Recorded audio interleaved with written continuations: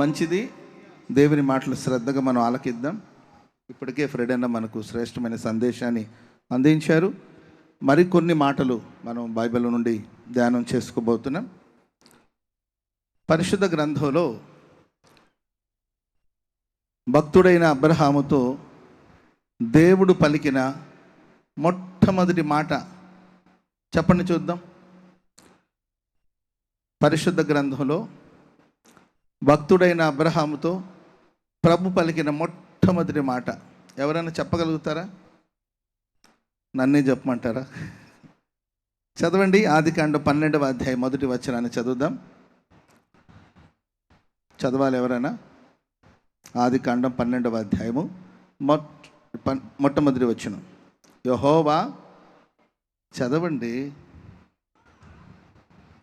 అనిలన్న బాగానే బిర్యానీ పెడుతున్నాడుగా, మంచి ఫుడ్ పెడుతున్నాడు కదా, తిని హుషారుగా ఉండొచ్చుగా. చదవండి. యెహోవా, నీవు లేచి నీ దేశము నుండి, నీ బంధువుల యొద్ద నుండి, నీ తండ్రి ఇంటి నుండి బయలుదేరి నేను నీకు చూపించు దేశమునకు వెళ్ళుము. నిన్ను గొప్ప జనముగా చేసి నిన్ను ఆశీర్వదించి నీ నామాన్ని గొప్ప చేస్తాను. నీవు ఆశీర్వాదకరముగా ఉంటావు. నిన్ను ఆశీర్వదించే వారిని నేను ఆశీర్వదిస్తాను, నిన్ను దూషించే వారిని నేను శపిస్తాను. భూమి యొక్క సమస్త వంశములు నీ యందు ఆశీర్వదించబడునని అబ్రహాముతో దేవుడు అన్నారు. అబ్రహాముతో ప్రభు సెలవిచ్చిన మొట్టమొదటి మాట ఏంటంటే, యెహోవా అబ్రహామును చూసి అంటారు, నీవు లేచి నీ దేశము నుండి, నీ బంధువుల యొద్ద నుండి నేను చూపించు దేశానికి బయలుదేరి వెళ్ళు. నిన్ను గొప్ప జనముగా చేస్తాను, నిన్ను ఆశీర్వదించి నీ నామాన్ని గొప్ప చేస్తాను. నీవు ఆశీర్వాదకరంగా ఉంటావు. నిన్ను ఆశీర్వదించి వారు నేను ఆశీర్వదిస్తాను, నిన్ను దూషించి వారు శపించబడతారు. స్తోత్రం చెప్పండి అందరూ గట్టిగా. చెప్పండి గట్టిగా, హల్లెలూయా. నీవు లేవాలి. ఈ రాత్రి ఇక్కడ కూడి వచ్చిన మీరు ఏ ఏ స్థితిలో చిక్కుకొని బంధించబడి లేవలేని స్థితిలో మీరు ఉన్నారేమో, ఆనాడు అబ్రహాముతో ప్రభు మాట్లాడినట్లు ఈ రాత్రి ప్రభు మనతో మాట్లాడుతున్నాడు. నీవు లేచి నీ దేశాన్ని విడిచి నీ తండ్రి ఇంటి నుండి, నీ బంధువుల యొద్ద నుండి బయలుదేరి నేను చూపించే దేశానికి నీవు వెళ్ళినప్పుడు అక్కడ నేను నిన్ను ఆశీర్వదిస్తాను. మొట్టమొదటిగా నీ నామాన్ని నేను నిన్ను గొప్ప జనముగా చేస్తాను. రెండవదిగా నిన్ను ఆశీర్వదించి నీ నామాన్ని గొప్ప చేస్తాను. నీవు ఆశీర్వాదకరంగా ఉంటావు. నిన్ను ఆశీర్వదించే వారిని నేను ఆశీర్వదిస్తాను, నిన్ను దూషించి వారు శపించబడతారు. ప్రేమైన వాళ్ళారా, దేవుని వాక్యానికి మనం లోబడి దేవుడు లెమ్మని సెలవిస్తున్నాడు. నీవు లేచి బయలుదేరమని ప్రభు సెలవిస్తున్నాడు. ఆయన పిలుపుకు లోబడి మనం ఏ స్థితిలో కట్టబడి బంధించబడి లేవలేని స్థితిలో ఒకవేళ ఉన్నామేమో, దేవుని స్వరమును విని ఆ చోటును విడిచి ఎక్కడి నుండి బయలుదేరమని ప్రభు సెలవిస్తున్నాడో ఆ చోట విడిచి మనం లేచి బయలుదేరగలిగితే దేవుడు మనల్ని గొప్ప జనముగా చేస్తాడు. స్తోత్రం చెప్పండి అందరూ గట్టిగా. ప్రేమైన వారా, భూమిలో ఉన్న వంశాలన్నిటిని మనం తీసుకుంటే అత్యధికంగా ఆశీర్వదించబడిన వంశం, ఒక బలమైన వంశం, ఒక బలమైన జనం ఎవరైనా ఉన్నారు అంటే అది అబ్రహాం యొక్క సంతానమనే చెప్పాలి. కొద్దిగా ఆరంభించబడిన తన సంతానాన్ని దేవుడు బహుగా ఆశీర్వదించి ఆకాశ నక్షత్రాల వల్ల నిన్ను విస్తరింప చేస్తాను, ఇసుక రేణు వల్ల నేను నిన్ను విస్తరింప చేస్తానని సెలవిచ్చిన దేవుడు కొద్దిగా ఆరంభించిన తన జీవితం, లేకపోతే ఒంటరిగా ప్రారంభించిన తన జీవితాన్ని ఒక బలమైన జనముగా ప్రభు మార్చాడు. ఇక్కడ కూడి వచ్చిన మీరు, నేను ఒంటరి వాడిని, నేను ఒక బలహీనుడిని, అందరూ ఉన్నా అన్నీ ఉన్నా నేను ఒంటరి వాడిని అని కలత చెందుతున్నావేమో. వారిలో ఒంటరి అయిన వాడిని 1000 మందిగాను, ఎన్నిక లేని వారిని బలమైన జనముగా మార్చిన దేవుడు నిశ్చయముగా నిన్ను, నీ కుటుంబాన్ని ఈ పట్టణములో ఒక బలమైన జనముగా ప్రభు మార్చబోతున్నాడు. చప్పట్లు కూడా దేవునికి స్తోత్రం చెప్పండి గట్టిగా. బలమైన బలమైన బలమైన జనముగా మార్చబోతున్నాడు. ఆ జనమును బట్టి, ఆ వంశాన్ని బట్టి ఆ దేశమే కలవరపడినట్లు బైబిల్లో మనం చూస్తాం. ఒక 70 మందిగా వచ్చారండి ఆ దేశానికి, ఐగుప్తు దేశానికి. వారు విస్తరించబడుతుంటే, వాళ్ళు అభివృద్ధి పొందుతుంటే, వాళ్ళు ఆశీర్వదించబడుతుంటే, వాళ్ళ ఆశీర్వాదాన్ని, వాళ్ళ బలాన్ని, వాళ్ళ వృద్ధిని, వాళ్ళ అభివృద్ధిని చూసి ఆ దేశపు రాజు ఫరో భయపడిపోయినట్లు వారిని అణచివేయడానికి, ఆ సంతతిని నిర్మూలపరచడానికి కొరకు పలు ప్రయత్నాలు చేశాడు. ఈ ప్రశస్త రాత్రి నీ ఒక చిన్న గుంపుగానే ఉండొచ్చు, చిన్న సమూహంగానే ఉండొచ్చు. నిన్ను దేవుడు ఒక బలమైన జనముగా మార్చబోతున్నాడండి. నిన్ను చూసి నీ చుట్టూ ఉన్న వాళ్ళందరూ కూడా భయపడిపోయేటట్లుగా ప్రభు చేయబోతున్నాడు. చప్పట్లు కూడా దేవునికి స్తోత్రం చెప్పండి గట్టి గట్టి గట్టిగా. హల్లెలూయా. దేవుని ప్రజల్ని భూమి మీద లేకుండా చేయాలని కొందరు, క్రైస్తవ్యాన్ని భూమి మీద లేకుండా చేస్తానని ఎందరో లేచారు. యేసు అనే పేరు భూమి మీద లేకుండా చేస్తానని మరికొందరు, బైబిల్ పరిశుద్ధ గ్రంథం భూమి మీద లేకుండా చేస్తానని ఎంతోమంది విర్రవేగిన వాళ్ళు చరిత్రలో ఉన్నారు. చరిత్రను చూడాలి, చరిత్రను చదవాలి. చరిత్రలో ఎందరో యేసుక్రీస్తు ప్రభులు వారికి, దేవుని వాక్యానికి, బైబిల్కి వ్యతిరేకంగా లేచి క్రైస్తవ్యాన్ని భూమి మీద లేకుండా చేస్తానన్న వాళ్ళందరూ కూడా వాళ్ళు భూమి మీద లేకుండా పోయారు. కానీ దేవుని వాక్యాన్ని ఎవడు ఆపలేకపోయాడు, అణచలేకపోయాడండి. వాక్యం ప్రపంచమంతా వ్యాపిస్తూనే ఉంది. చెప్పలు కూడా మందరు గట్టిగా గట్టి గట్టి గట్టిగా హల్లెలూయా. ఒకడు అన్నాడు, ఆయన ఒక గ్రంథాన్ని రచించి ఈ గ్రంథం ప్రపంచమంతా చాటి చెప్పి కొంతకాలం తర్వాత పరిశుద్ధ గ్రంథం బైబిల్లో లేకుండా చేస్తానని ఒకడు సవాలు విసిరాడండి. ఆ తర్వాత కాలంలో అతడు మరణించాడు. అతని స్థలాన్ని, అతని ఇంటిని క్రైస్తవ సమాజం కొనుక్కొని అతని ఇంటిని బైబిల్ ప్రింట్ చేసే, బైబిల్ తయారు చేసే ఫ్యాక్టరీగా తయారు చేశారు. స్తోత్రం చెప్పండి అందరూ గట్టిగా హల్లెలూయా. కనుక నేనేమంటానంటే, దేవుని మాటకు మనం లోబడి ఆయన చెప్పినట్లు మన జీవితాలు మనం సాగగలిగితే గొప్ప జనముగా ప్రభు మనల్ని ఆశీర్వదిస్తాడు. రెండవదిగా, నేను నిన్ను ఆశీర్వదించి నీ నామాన్ని గొప్ప చేస్తాను. స్తోత్రం చెప్పండి అందరూ గట్టిగా. పక్కన వాళ్ళు నీ పేరేంటని అడగండి. అడిగిన వాళ్ళు మీ పేరు చెప్పండి. Praise lord. మీ పేరుని దేవుడు గొప్ప చేయబోతున్నాడని చెప్పండి. మీ నామాన్ని గొప్ప చేయబోతున్నాడని చెప్పండి. స్తోత్రం చెప్పండి అందరూ గట్టిగా. యేసన్న అనే దైవ సేవకుని పేరుని దేవుడు మన తెలుగు రాష్ట్రాలే కాదండి, భారతదేశంలో ప్రపంచవ్యాప్తంగా దేవుడు గొప్ప చేశాడు. చెప్పండి కూడా అందరూ గట్టిగా గట్టి గట్టి గట్టి గట్టిగా హల్లెలూయా. చెప్పండి గట్టిగా హల్లెలూయా. ప్రేమైన వారలారా, హోసన్న అనే పేరుని దైవజనులకు యేసన్న గారికి దేవుడిచ్చిన, హోసన్న మినిస్ట్రీస్కి దేవుడిచ్చిన పేరు హోసన్న అనే పేరుని మరి ఈరోజు ప్రపంచవ్యాప్తంగా ప్రభు ఆశీర్వదించాడు. మనం ఆరాధించే దేవుడు ఎవరంటే మన నామాన్ని, మన పేరుని గొప్ప చేస్తాడు. ఓ నిజమైన ఆశీర్వాదం అంటే ఏంటి? ఆస్తిని సంపాదించాము, ఐశ్వర్యాన్ని సంపాదించుకున్నాం, కోట్లకు పడిగెత్తాము, మాకు అక్కడ ఆస్తి ఉంది, ఇక్కడ ఆస్తి ఉంది, అక్కడ పొలాలు ఉన్నాయి, ఇక్కడ స్థలాలు, ఇది కాదండి. ఒక నిజమైన ఆశీర్వాదం ఏంటంటే అతని పేరు గొప్పగా ఉండాలి. ఆమెను చెప్పండి అందరూ గట్టిగా. అందుకే యాకోబు ఆనాడు దేవుడి దగ్గర ప్రార్థన చేశాడు. దేవా నన్ను ఆశీర్వదించమంటే దేవుడు ఏం చేశారు తెలుసండి? అతని పేరు మార్చాడు. నీ పేరు యాకోబు కాదు, నీ పేరు ఇశ్రాయేల్ అనబడుతుంది. ఇప్పుడు ఎంత గొప్ప ఆస్తిపరుడైనా కానీ అతని పేరు పెంటయ్య అనుకోండి, ఏమైనా బాగుంటుందా? ఈ పొలాలన్నీ పెంటయ్య గారిదే అని అంటే ఏమైనా బాగుంటుందా చెప్పండి? పేరు, మన పేరు గొప్పగా ఉండాలి. గొప్పగా అంటే ప్రేమైన వారు మంచి పేరు పెట్టుకుంటాం మనం కాదండి, మన నామాన్ని, మన పేరును దేవుడు గొప్ప చేస్తాడు. ఎప్పుడంటే ఆయనకు మన లోబడి, దేవుడు అంటుండే అబ్రహాము నువ్వు లేచి బయలుదేరి నేను చూపించు దేశానికి వెళ్ళమని ప్రభు చెప్పారు. అలా దేవుని మాటకు లోబడినప్పుడు ఒకటి గొప్ప జనముగా చేస్తాడు, ఆశీర్వదించి నామాన్ని గొప్ప చేస్తాడు. అండ్ నీవు ఆశీర్వాదకరంగా ఉంటావు. ఆమెను చెప్పండి అందరూ గట్టిగా. పక్కన వాళ్ళని చూసి చెప్పండి, మీరు ఆశీర్వాదకరంగా ఉండబోతున్నారని చెప్పండి. ఆమేన్. మనం ఆశీర్వదించబడాలి, ఇతరులకి ఆశీర్వాదకరంగా ఉండాలి. నేను అమెరికా వెళ్ళినప్పుడు అక్కడ నాకు తెలిసిన ఒక బ్రదర్ కలిశారండి. అప్పుడు మనం అడుగుతాం కదండి, బాగున్నారా బ్రదర్ అని అడిగితే మనం ఏమంటే బాగున్నామని చెప్తాము. కొంతమంది బాగున్నామే కానీ అంటే ముందు గూని ఉంటుందని యేసన్న గారు చెప్పేవాళ్ళు. కానీ ఆయన ఏమన్నాడు తెలుసండి? బ్రదర్ ఎలా ఉన్నారు, బాగున్నారా అని అడిగితే బాగున్నానని చెప్పలేదు, ఐఎమ్ బ్లెస్డ్ అనమాట. స్తోత్రం చెప్పండి అందరు గట్టిగా. నేను ఆశీర్వదించబడిన వాడను, దేవుడు నన్ను ఆశీర్వాదకరంగా ఉంచాడు, దేవుడు నన్ను ఈ పలుకు మన నోట ఉండాలి. ఎలా ఉన్నారంటే సమస్యల పుట్టంతా చెప్పడం కాదు, సమస్యల చిట్టంతా తెరవడం కాదు.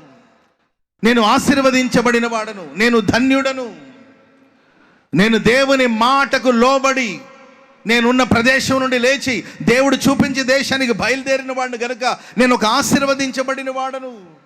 నేను ఆశీర్వాదకరంగా ఉంటాను, నా సర్వ ప్రయత్నాలు ఆశీర్వాదకరంగా ఉంటుంది.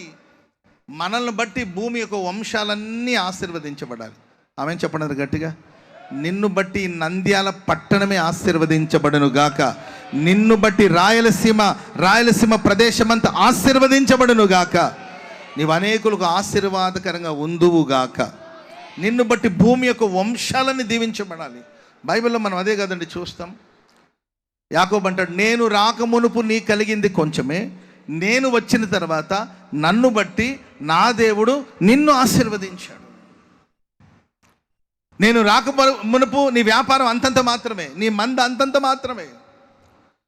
నేను వచ్చిన తర్వాత నన్ను బట్టి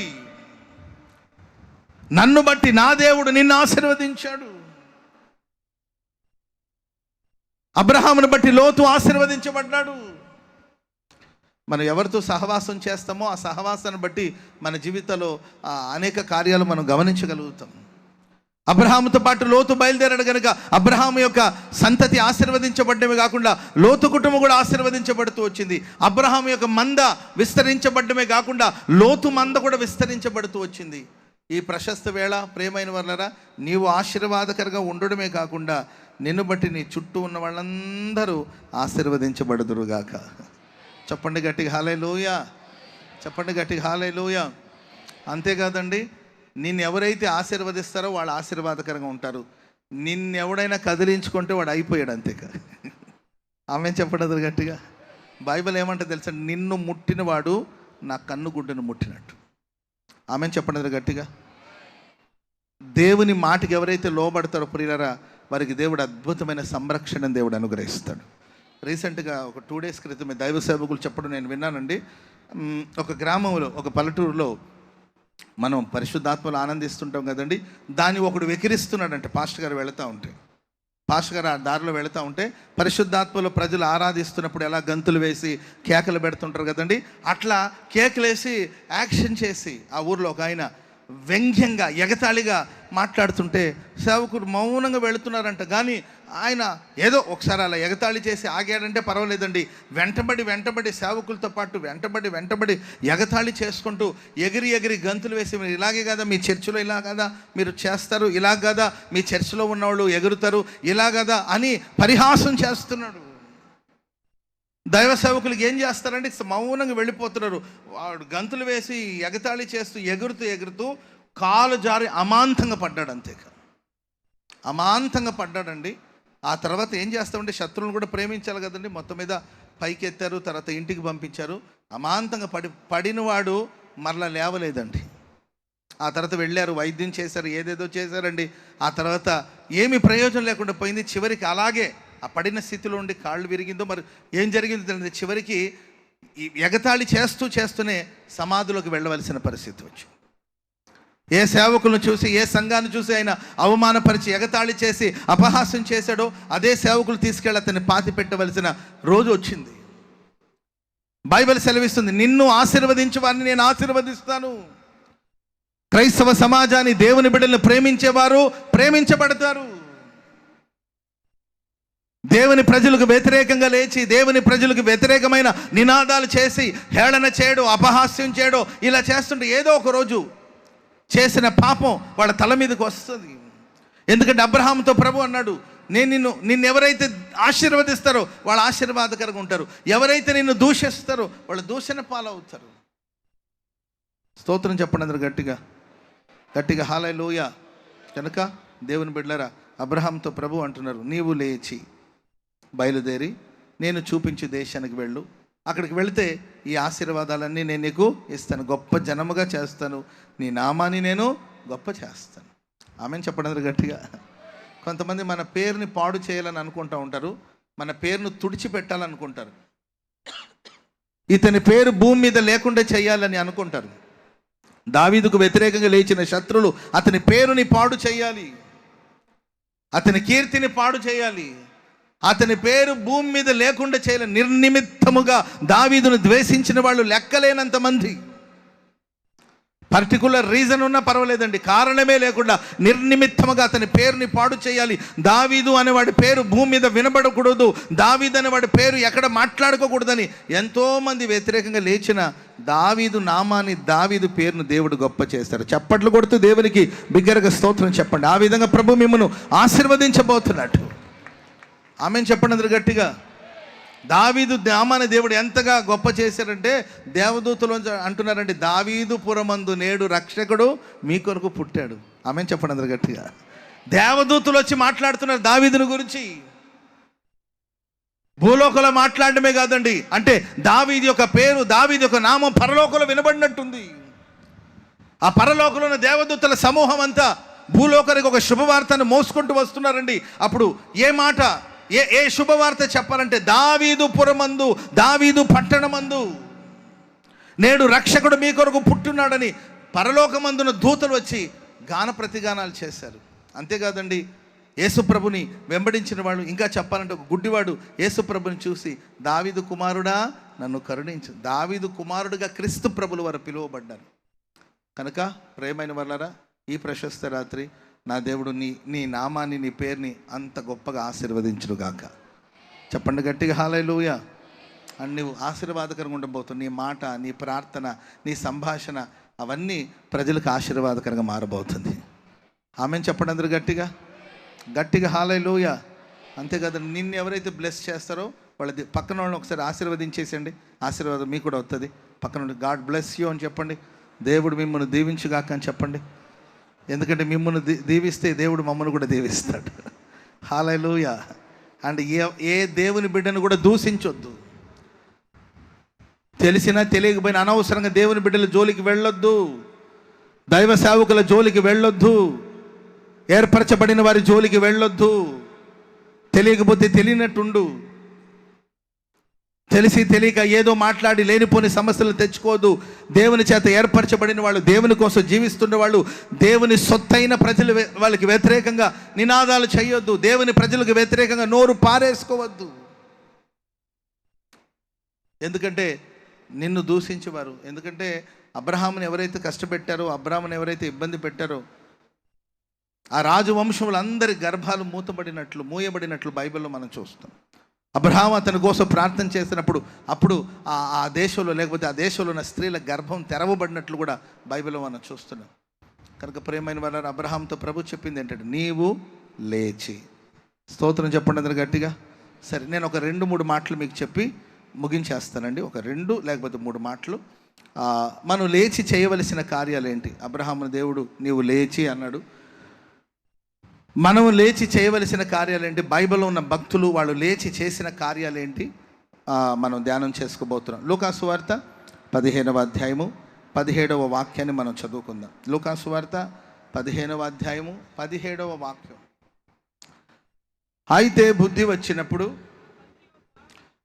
బుద్ధి వచ్చినప్పుడు వాడు నా తండ్రి ఇంట ఎంతోమంది కూలివాండ్రులకు అన్నం సమృద్ధిగా ఉన్నది, నేనైతే ఇక్కడ ఆకలితో చచ్చిపోవచ్చున్నాను.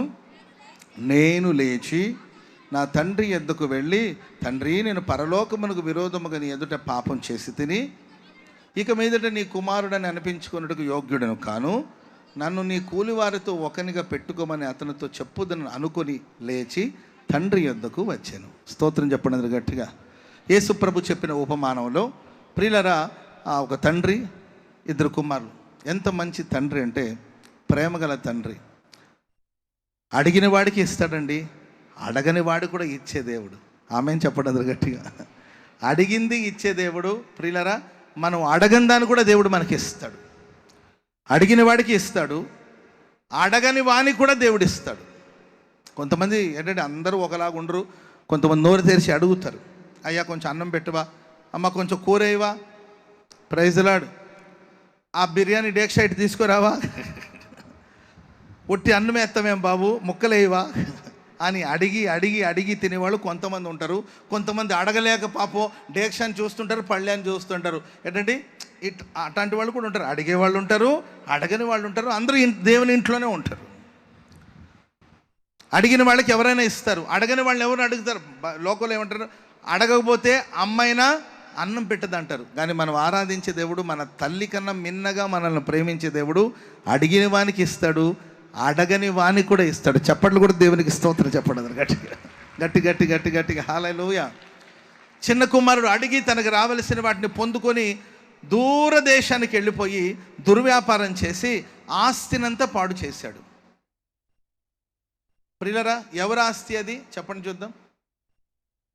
ఉన్నారా? ఏం చేస్తారు పాప, ఉదయం నుండి వింటూనే ఉన్నారు. ఇక ఓపిక ఎక్కడదంటారు. ఎవరిదండి ఆస్తి అది? తండ్రి ఆస్తినది. తండ్రి ఆస్తి అని రాయబడిందా? తండ్రి ఇచ్చేసిన తర్వాత అది తండ్రి ఆస్తి కాదు, అది కుమారుని యొక్క ఆస్తి. తండ్రి ఆస్తికి ఎప్పుడు నష్టం జరగదండి, ఎందుకంటే అది పరలోకపు ఆస్తి. ఆమెను చెప్పండి గట్టిగా. ఒకడు తండ్రి ఆస్తిని పాడు చేయాలనుకుంటే పాడు చేయలేడు. మీరు చూడండి, కరువు కాలం అంతా ఆ తొట్టిలో ఉండే పిండి తరగలేదు, బుడ్డిలో ఉన్న నూనె తరగలేదు. ఎందుకంటే అది పరలోకపు సంపద, అదొక అక్షయ పాత్రగా మార్చబడింది. ఒకడు దేవుని రాజ్యాన్ని పాడు చేస్తానని, దేవుని మందిరాన్ని పాడు చేస్తాను, దేవుని ప్రజల్ని పాడు చేస్తాను అంటే పాడు చేయలేడు. ఎందుకంటే అది తండ్రి ఆస్తి, అది పరలోకపు ఆస్తి. ఈ చిన్న కుమారుడు ఆస్తిని తీసుకుని వెళ్ళి దూరదేశానికి వెళ్ళిపోయి దుర్వ్యాపారం చేసి మొత్తాన్ని పాడు చేశాడు. ఈ చరిత్ర అంతా మనకు తెలుసండి. యేసుక్రీస్తు ప్రభులు వారు చెప్పారు. దేవుని బిడ్డలారా, ఇక్కడ మనం ధ్యానించవలసింది ఏంటంటే, అతనికి బుద్ధి వచ్చినప్పుడు నేను లేచి నా తండ్రి ఇంటికి వెళ్తాను. ఆమెను చెప్పండి గట్టిగా, చెప్పండి గట్టిగా హల్లెలూయా. తనకు తండ్రికి మధ్యలో ఉన్న దూరాన్ని దూరం చేసుకోవాలి. ఆమెను చెప్పండి గట్టిగా. దేన్ని దూరం చేయాలండి? తండ్రికి తనకు మధ్యలో ఒక దూరం ఏర్పడింది. తండ్రికి తనకు మధ్యలో ఒక దూరం ఏర్పడిందండి. ఆ దూరాన్ని దూరం చేయాలి. ఈ రాత్రి ఇక్కడ కూడి వచ్చిన నీవు పరలోకమందున తండ్రికి దగ్గరగా ఉన్నావా, దూరంగా ఉన్నావా? దేవుని మందిరానికి సమీపంగా ఉన్నావా, దేవుని మందిరానికి దూరంగా ఉన్నావా? ఎవరో చూసి చెప్పడం కాదు, నిన్ను నీవే పరీక్షించుకోవాలి, పరిశోధించుకోవాలి. దేవుని వాక్యానికి దగ్గరగా ఉన్నావా, దేవుని వాక్యానికి దూరంగా ఉన్నావా? తండ్రికి అతడు దూరం అయిపోవడానికి కారణం ఏం చెప్పనండి. అతడు తండ్రిని ప్రేమించలేదు, తండ్రి ఆస్తిని ప్రేమించాడు. ఈరోజు కొంతమంది కృపకు దూరం అయిపోవడానికి, దేవునికి దూరం అయిపోవడానికి కారణం ఏంటి తెలుసండి? దేవుని ప్రేమించట్లేదండి, దేవుని ఆస్తిని ప్రేమిస్తున్నారు. నాకు తెలిసిన కుటుంబం 8 సంవత్సరాల నుండి మందిరానికి వస్తున్నారు, 8 years నుండి చర్చికి వస్తున్నారు. సంతానం లేకపోతే సంఘంలో అందరూ ప్రార్థన చేస్తే 8 ఏళ్ల తర్వాత ఆ అమ్మాయి కన్సీవ్ అయిందండి. 8 సంవత్సరాల తర్వాత ఆమెకి గర్భఫలం దేవుడు ఇచ్చాడు. చాలా సంతోషించారు, హ్యాపీగా ఫీల్ అయ్యారు. ఇలాగ ఒక మీటింగ్ పెట్టారు, అందరికీ భోజనాలు పెట్టారు, సాక్ష్యం చెప్పారు, అంతవరకు బాగుంది. ఆ తర్వాత ఒక 2-3 months తర్వాత పెద్ద కనబట్టలేదు వాళ్ళు చర్చిలో. ఒకసారి సూపర్ మార్కెట్ దగ్గర అమ్మాయి నాకు కనిపించిందండి. పాపం కడుపుతో ఉంది అమ్మాయి, గర్భంతో ఉందండి, గర్భవతి. ఒక సూపర్ మార్కెట్ దగ్గర నాకు కనిపిస్తే నేను అమ్మాయిని పలకరించి, ఏమ్మా ఒకదానే వచ్చేవేంటి, ఎవరు లేరా తోడు, నీ భర్త ఏమయ్యాడు, ఒకదానే వచ్చేవేంటమ్మా సూపర్ మార్కెట్ అంటే? నా చిన్న సరుకులు అవి కొనాలని ఈ చేతిలో క్యారీ కవర్, ఈ చేతిలో క్యారీ కవర్ కట్టుకుని పాపం నిలబడి ఉందండి. సరే నేను పలకరిస్తూ, ఏమ్మా చర్చికి రావట్లేదు అని అడిగితే ఆ సిస్టర్ చెప్పిన మాట ఏంటంటే, ఒకటే వాంతులంట. ఏంటంటండి? ఒకటే వాంతులు కదన్నయ్యా, చర్చిలో వచ్చి వాంతులు వాక్ అనుకుంటుంటే బాగోదు కదా, డిస్టర్బెన్స్గా ఉంటుంది కదా, అందుకే ఇంటి దగ్గరే కూర్చుంటున్నాను అని చెప్పింది. మరి సూపర్ మార్కెట్కి వచ్చావు కదమ్మా, ఇక్కడ వాంతులు అవ్వలేదా అని అడిగాను. ఆ తర్వాత ఇంకో మాట కూడా అన్నాను అమ్మాయితో, సరే అమ్మా నీకు వాంతులు, మీ ఆయనకు విరోచనాలా అని అడిగాను.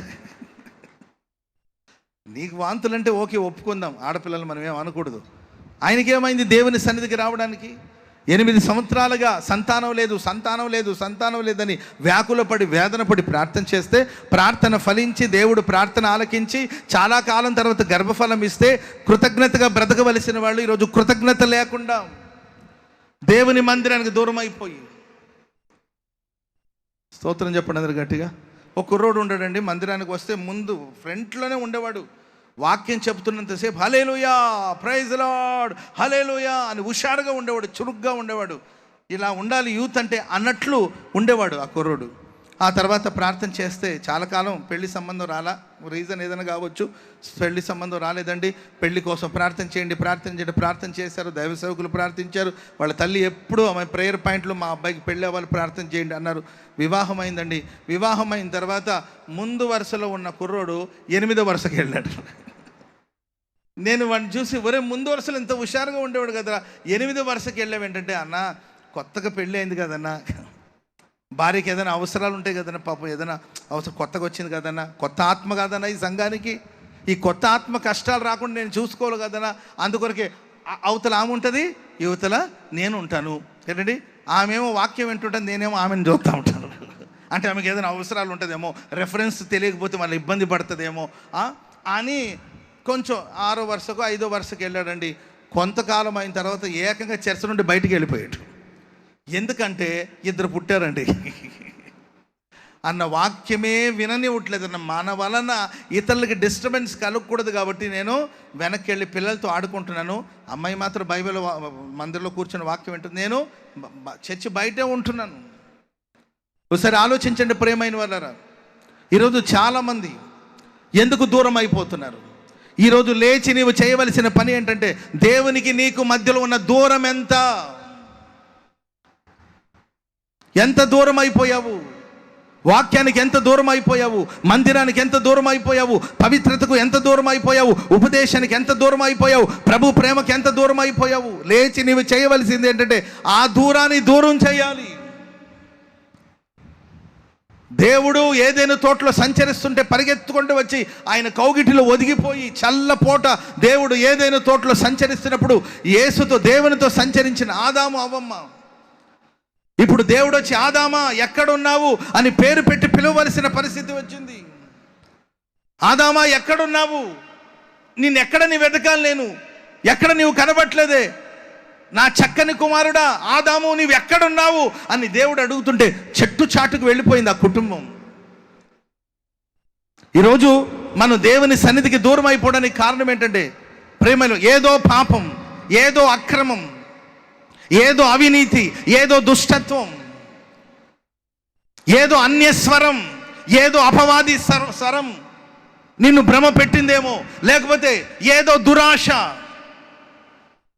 దేవతలా మారిపోవాలి, దేవుడిలాగా మారిపోవాలి అని ఏదో ఒక దురాశ, లేకపోతే ఏదో ఒక అన్యుని స్వరం, అపవాది స్వరం నీవు విన్నావేమో, దానికి లోబడ్డావేమో, పాపం నీలో ప్రవేశించిందేమో, కృపకు దూరం అయిపోయిన స్థితిలో ఉన్నావా? ప్రేమైన వాళ్ళరా, ఈ రాత్రి నీవు లేచి, దేవుడు అంటున్నాడు, అబ్రహామా నీవు లేచి అన్నాడు కదండి. మనం లేచి చేయవలసిన మొట్టమొదటి పని ఏంటంటే, దూరముగా ఉన్న మనం దేవునికి దగ్గరగా రావాలి. చప్పట్లు కొడుతూ దేవునికి స్తోత్రం చెప్పండి అందరు గట్టిగా, గట్టిగా హల్లెలూయా చెప్పండి, గట్టిగా హల్లెలూయా. మరి ఎవరిని వాళ్ళే పరీక్షించుకోవాలి, ప్రశ్నించుకోవాలి. దేవునికి మీరు ఎంత దూరంగా ఉన్నారో, ప్రభువా నీకు నాకు మధ్యలో ఉన్న ఈ దూరం తొలగిపోవాలి, నేను నీకు సమీపంగా రావాలి, నిన్ను సమీపించాలి, నిన్ను చేరుకోవాలి. నీ ముఖమును నాకు చాటు చేయొద్దు, నిన్ను స్తుతించకుండా నేను ఉండలేను, నేను ఆరాధించకుండా నేను ఉండలేను. నీ ముఖమును చాటు చేస్తే నేను కలత చెందుతాను, నేను కలవరపడతాను. ప్రభువా నీ ఎద్దుకు నన్ను చేర్చుకో, నీ ఎద్దుకు నన్ను రానియండి ప్రభువా, నేను నీ ఎద్దుకు వస్తానని ప్రభుని సమీపించే అనుభవానికి రావాలి. అతడు లేచిన తర్వాత చేసిన పని ఏంటంటే, దేవునికి తనకు మధ్యలో ఉన్న దూరాన్ని దూరం చేశాడు. రెండవదిగా ప్రియులరా, తీర్మానం చేసుకుంటున్నాడు. ఏమనంటే, నా తండ్రి దగ్గరికి వెళ్తాను, నీ కుమారుడు అని అనిపించుకునే యోగ్యత నాకు లేదు, పనివాడిలో ఒక పనివాడిగా ఉండే అవకాశం నాకు ఇవ్వండి అని చెప్పి తన పాపాలన్నీ కూడా ఒప్పుకుంటానని ఒక తీర్మానం చేశాడు. దేవుని ప్రజలకి సభకు వస్తే సరిపోలేదండి, సభలో మనం తీర్మానం చేసుకోవాలి. ఆమెను చెప్పండి అందరు గట్టిగా, చెప్పండి గట్టిగా హల్లెలూయా. దేవుని సన్నిధిలో ఒక 3 కనిపించారంట. ఒకడు అమెరికా వాడు కనిపించాడంట దేవుని సన్నిధిలో. దేవుడు అన్నాడు, ఏంట్రా ఇలా వచ్చావని అడిగాడంట. అప్పుడు అమెరికా వాడు అన్నాడంట, నాకు ఘనత కావాలి, నాకు డబ్బు కావాలి, అందరు నా మాట వినాలి, నేను ప్రపంచ దేశానికి నేనే పెద్దన్నగా ఉండాలి, అందరూ నా గుప్పిట్లో ఉండాలి, అందరూ నా మాట వినేటట్లు చేయమంటే, సర్లేరా బాబు పో, కావలసిన డబ్బు తీసుకో, డాలర్స్ కావలసిన తీసుకెళ్ళు, ఘనత నీకు ఇచ్చాను వెళ్ళు అని అమెరికా వాడిని పంపించారంట. జపాన్ వాడు వచ్చారంట. ఎరా ఏం వచ్చావని దేవుడు అడిగాడంట. జపాన్ వాడు అన్నాడంట, నాకు నాలెడ్జ్ కావాలి, జ్ఞానం కావాలి, ఏ వస్తువున దాని మీద మేడ్ ఇన్ జపాన్ అనే ఉండాలి, అంతటి నాలెడ్జ్ నాకు ఇవ్వండి అంటే, ఓకే సరే నీవే వస్తువు అయినా తయారు చేసుకో, నీ జ్ఞానాన్ని ఇస్తానని దేవుడు అన్నాడంట. ఆ తర్వాత మనం కనిపించామంట. దేవుడు ఏరా ఇట్లా వచ్చావంటే ఊరికే వచ్చారన్నమాట.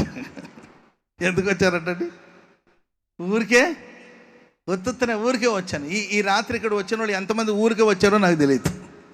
ఏమ్మా ఏంటమ్మా ఇక్కడ కనబడుతున్నావు, ఇక్కడ కనబడ్డావు ఏంటి, ఓపెనింగ్ వచ్చావు చర్చ? ఊరికే వచ్చాను, ఖాళీగా ఉండి ఏం లేదు, ఈరోజు పని ఏం లేదు, ఖాళీగా ఉన్నాను, సీరియల్ కూడా అయిపోయింది, 8ంటికి సీరియల్ అయిపోయింది, అందుకొరకే ఊరికే వచ్చానన్న, ఊరికే వచ్చానంట.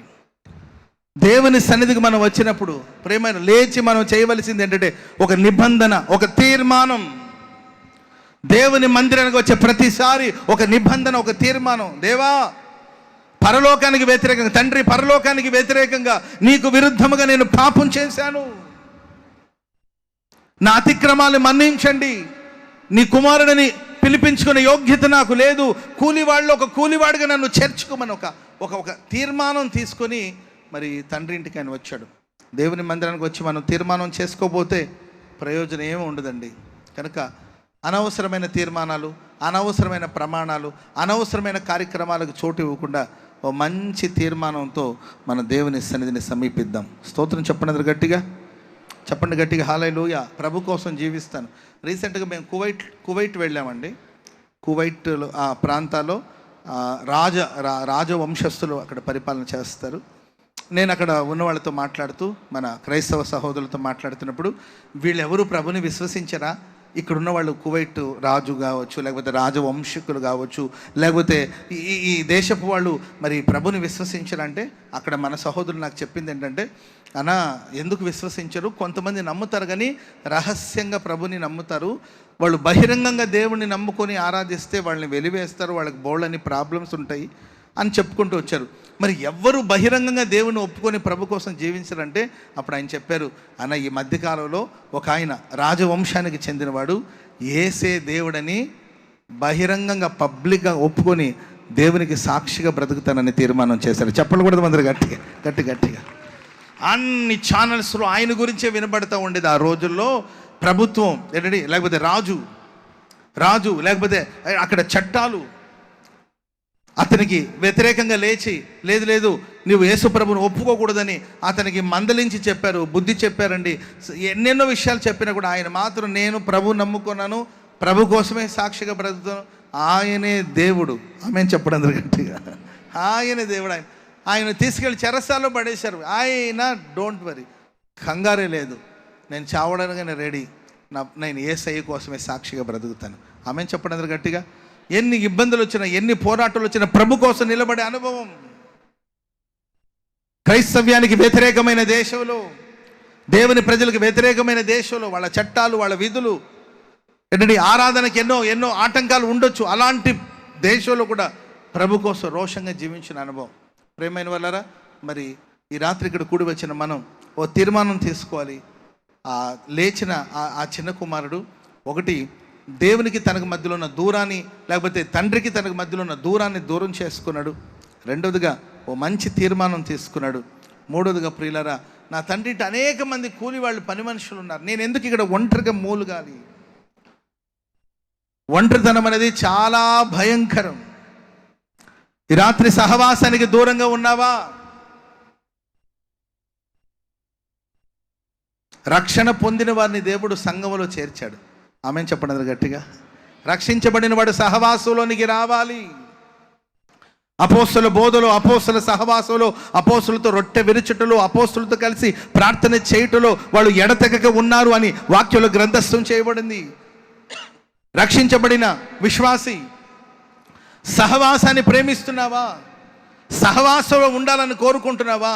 ఐక్యతను కాపాడుకోవడానికి ప్రయత్నిస్తున్నావా? లేకపోతే ఐక్యతకు భిన్నంగా ఉండాలని ఒకవేళ నీవు ఆలోచిస్తున్నావా? ఆ చిన్న కుమారుడు లేచి చేసిన పని ఏంటంటే తండ్రికి తనకు మధ్యలో ఉన్న దూరాన్ని దూరం చేసుకున్నాడు. రెండవదిగా ఓ మంచి తీర్మానం తీసుకున్నాడు.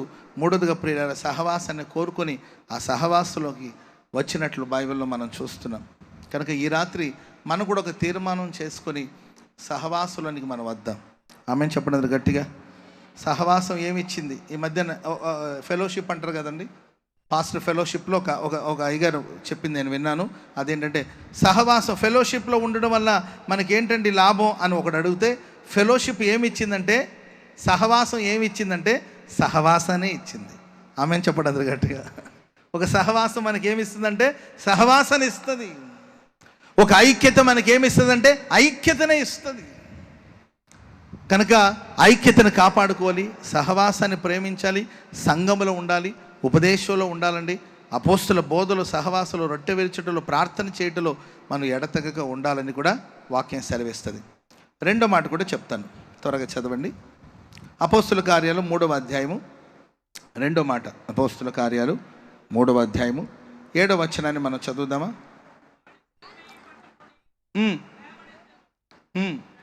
వాని కుడి చేయి పట్టుకుని అతని లేవనెత్తెను.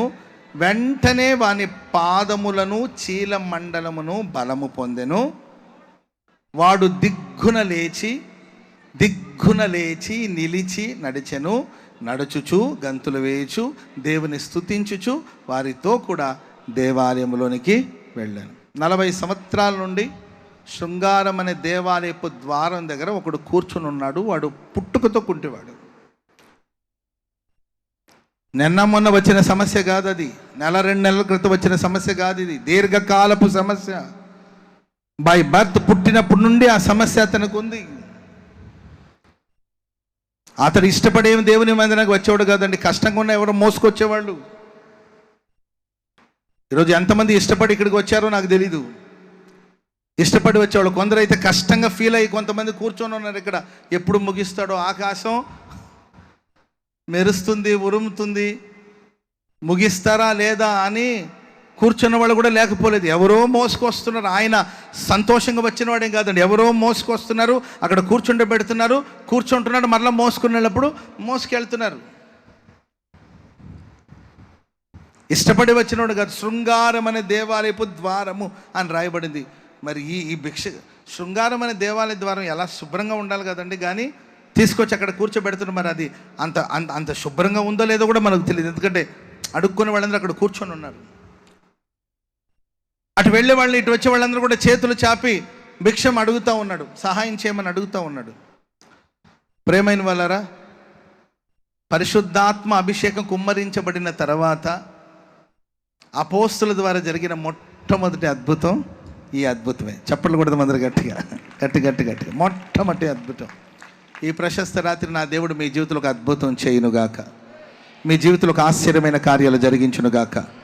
అద్భుత ఆశ్చర్య కార్యాలు, మహత్కార్యాలు, సూచక్రియలు ప్రభు మీ జీవితంలో జరిగించునుగాక.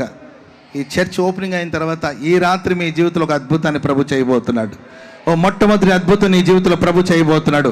ఒక ఆశ్చర్యమైన కార్యాలు ప్రభు చేయబోతున్నాడు. ఒక మహిమ కలిగిన కార్యాలు ప్రభు చేయబోతున్నాడు. చాలామంది అంటారు అద్భుతాలని ఆగిపోయాయి, ఇంకేంటి అద్భుతాలు, ఇంకేంటి ఆశ్చర్య కార్యాలు, అద్భుత కార్యాలు, ఆత్మకార్యాలు ఎప్పుడో అయిపోయిందంటారు. మనం ఆరాధిస్తున్న దేవుడు నిన్న నేడు నిరంతరము మారని దేవుడు, మార్పు లేని దేవుడు.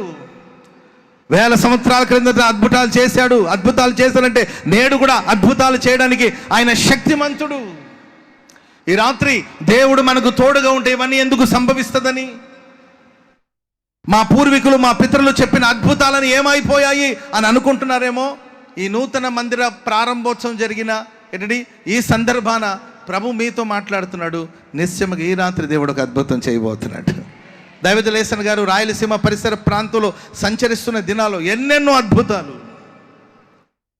ఎన్నెన్నో ఆశ్చర్యకార్యాలు, ఎన్నో కుటుంబాలు కట్టబడ్డాయి, ఎందరో త్రాగుబోతులు మార్చబడ్డారు, ఎందరో రోగులు స్వస్థత పొందారు. దైవజలేసన్ గారు కారులో బయలుదేరి వస్తూ ఉంటేనే ప్రియులరా, ఆయన అక్కడెక్కడో బయలుదేరి ఉంటే మీటింగ్ జరుగుతున్న ఆవరణలో దయ్యపు శక్తులన్నీ కూడా మనుషుల నుండి బయటకు వచ్చేసి గందరగోళం చేస్తూ ఉండేది. ఆ దయ్యపు శక్తుల చేత పీడించబడుతున్న వాళ్ళు చెప్తుండరు, అదిగో యేసన్న అనే దైవజనుడు బయలుదేరాడు, సర్వోన్నతుడైన దేవుని సేవకుడు. స్తోత్రం చెప్పండి గట్టిగా, హల్లెలూయా. ఈ ప్రశస్త రాత్రి ఆది అపోస్తుల రోజులో జరిగిన అద్భుతమైన కార్యాలను దేవుడు ఈ రాత్రి మీ జీవితంలో ప్రభు జరిగించబోతున్నాడు. ఈ రాత్రి మీ జీవితంలో ప్రభు జరిగించబోతున్నాడు. ఈ రాత్రి దేవుడు మీ జీవితంలో జరిగించబోతున్నాడు. తప్పక మీరు కూర్చున్న స్థితి నుండి నా దేవుడు మిమ్మల్ని లేవనెత్తబోతున్నాడు. మీ స్థితిని దేవుడు మార్చబోతున్నాడు. మీ పరిస్థితులను దేవుడు మార్చబోతున్నాడు. మీ జీవితంలో మహిమ కలిగిన కార్యాలు ప్రభు చేయబోతున్నాడు. హల్లెలూయా. దైవ సేవకులు ప్రియమైన వాళ్ళారా, అది మధ్యాహ్న కాలం 3 గంటలు, 3 o'clock, 3 గంటల సమయం. ఎప్పుడు దేవుడు అద్భుతాలు చేస్తారంటే, మీరు అపోస్తల కార్యాలు 3వ అధ్యాయం చదువుకుంటూ వస్తే ఇంచుమించు మధ్యాహ్న కాలం 3 గంటల సమయం. అది ప్రార్థనా కాలం. ఆమెను చెప్పండి గట్టిగా. ఏ సమయం అండి? అది ప్రార్థనా సమయం. ప్రతి వ్యక్తికి ప్రియులారా, ఒకటి ప్రార్థన కాలం ఉండాలి, రెండోదిగా ప్రార్థనా స్థలం ఉండాలి. ఎప్పుడైనా ప్రార్థన చేయొచ్చు, ప్రభు వింటాడు. అలా కాకుండా ఆయా సందర్భాలు ఒక ప్రేయర్ టైం అని ఏర్పాటు చేసుకుని ప్రార్థనా కాలం ఉండాలి, ప్రార్థనా స్థలం ఉండాలి. మీరు రోజు ప్రార్థన చేస్తుంటారు కదా, డైలీ రెగ్యులర్గా ప్రార్థన చేయడానికి మీ ఇంట్లో ఒక చిన్న మూల అయినా పర్వాలేదు. అందరికీ ప్రేయర్ రూమ్స్ అవన్నీ ఉండకపోవచ్చు. అందరికీ మేడల మిద్దెలు ఆడుంటాయండి, అగ్గిపెట్టి లాంటి ఇంట్లో ఉంటారు. రోజు ఒక మూల మీద ఏదో ఒక ప్లేస్ని కేటాయించుకొని ప్రతిరోజు అక్కడ కూర్చొని ప్రార్థన చేసుకో. ఆమెను చెప్పండి అందరు గట్టిగా. ప్రతిరోజు ఒక టైం నిర్ణయించుకో. అది 3 గంటలు కావచ్చు, అది 2 కావచ్చు, అది 1 గంట కావచ్చు, సాయంకాలం 7 కావచ్చు, తెల్లవారుజాము 5 కావచ్చు, లేకపోతే మధ్యరాత్రి 12 కావచ్చు, లేకపోతే 3 గంటల సమయం కావచ్చు. ఏదో ఒక సమయాన్ని నిర్ణయించుకొని ప్రతిరోజు ఒకే స్థలంలో, ప్రతిరోజు ఒకే సమయంలో నువ్వు ప్రార్థించగలిగితే ఖచ్చితంగా నా దేవుడు నువ్వు ప్రార్థించి ఆ స్థలంలోనికి దిగి వస్తాడు. చప్పట్లు కూడా మంది గట్టిగా. హల్లెలూయా. ఆయన జ్ఞాపకం చేసుకుని ప్రతి స్థలంలోనికి వస్తాడు. అదే సమయంలో ఒక ప్లేస్ని నిర్ణయించుకొని, ఒక టైంని నిర్ణయించుకొని ఆ టైంలో నువ్వు ప్రార్థించగలిగితే ఖచ్చితంగా నీ ప్రార్థన దేవుని సన్నిధికి చేరుతుంది. నా దేవుడు తప్పక నువ్వు కూర్చున్న చోటుకి దిగి వస్తాడు. సైకిల్ మీద ఒక బిజినెస్ చేసి ఒక బ్రదర్ ఉండేవాడు. సైకిల్ మీద బట్టలు, చీరల వ్యాపారం, శారీస్ బిజినెస్ అనమాట. సైకిల్ మీద చీరలు అమ్ముకుంటుండేవాడు. ఆ తర్వాత ఒక చిన్న బండి కొన్నాడు. ఆ బండి మీద 4 గ్రామాలు తిరిగి వ్యాపారం చేశాడు. ఆ తర్వాత ఒక ఆటో కొని ఆ తర్వాత దాని వల్ల వ్యాపారం చేశాడు. ఆ తర్వాత ఎవరు అన్నారు, ఎందుకు బాబు ఊరు తిరగడం, ఆ సెంటర్లో ఒక చిన్న కొట్టు పెట్టుకుంటే అక్కడికి వచ్చి కొంటారు కదా అంటే ఒక షెడ్ ఒకటి వేసుకొని అక్కడ బిజినెస్ స్టార్ట్ చేశాడు. ఈరోజు ఆయనకి దేశవ్యాప్తంగా గొప్ప వ్యాపారాలు ఉన్నాయండి. గొప్ప స్థాయికి వెళ్ళాడు. ఆ బిజినెస్ మ్యాన్ ఎవరో అడిగారంట, సార్ మీరు ఇంత డెవలప్ అయ్యి ఇంత అభివృద్ధి పొందడానికి కారణం ఏంటంటే, ఆయన అన్నారంట, నేను రోజుకు 1 గంట సేపు దేవుని సన్నిధిలో ప్రార్థన చేస్తాను. ఆమెను చెప్పండి అందరు గట్టిగా. ఎవ్రీ డే ప్రతిరోజు 1 గంట, 1 అవర్ నేను దేవునికి ప్రతిష్ఠించేశాను. ఆ ప్రతిష్ఠింపబడిన సమయంలో ₹1,00,00,000 బిజినెస్ వచ్చిందన్న కూడా నేను ప్రార్థన నుండి లేచి రాను. అది ప్రేయర్ టైం. ఆ టైంలో నన్ను కలుసుకోవడానికి ప్రభు వస్తాడు. నేను వెళ్ళి ప్రభు సన్నిధిలో ప్రార్థన చేస్తాను.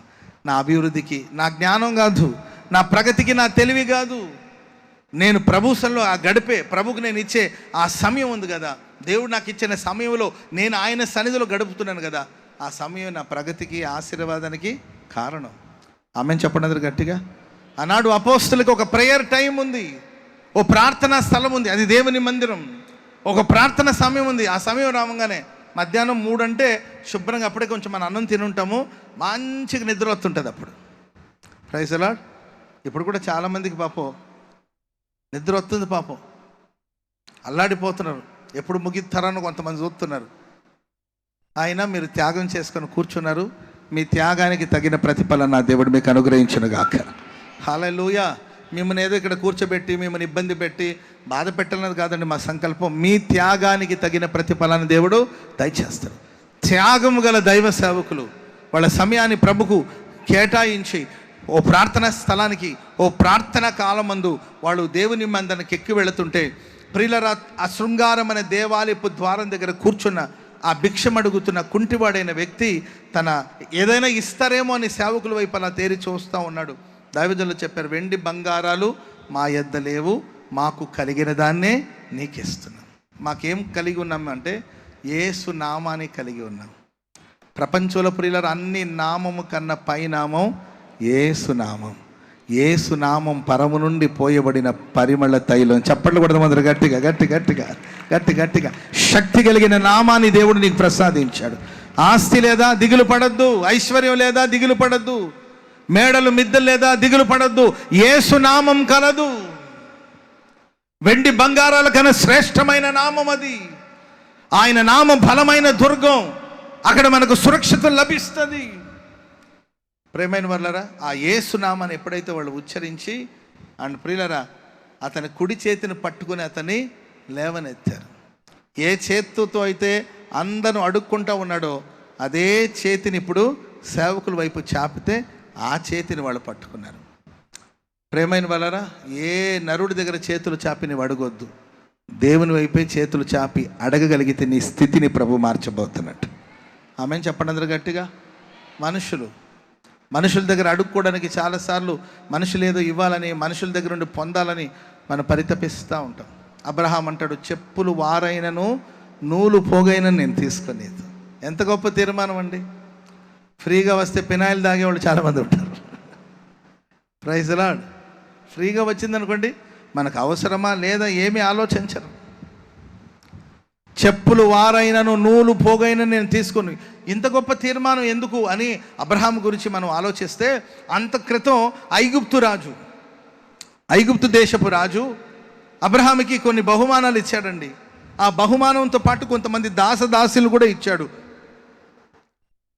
ఆ బహుమానం తీసుకొచ్చాడండి. ఆ దాసదాసులు కూడా వెంట పెట్టుకొని వచ్చాడు. ఆ దాసిలో ఒక దాసే హాగరు. ఐగుప్తు దేశం నుండి వచ్చిన ఏంటండి దాసిలో ఒక దాసి హాగరు. ఆమె అబ్రహాము కుటుంబంలోకి వచ్చిన తర్వాత కుటుంబం చిన్న భిన్నంగా మారిపోయింది. కుటుంబంలో సమాధానాన్ని కోల్పోయారు.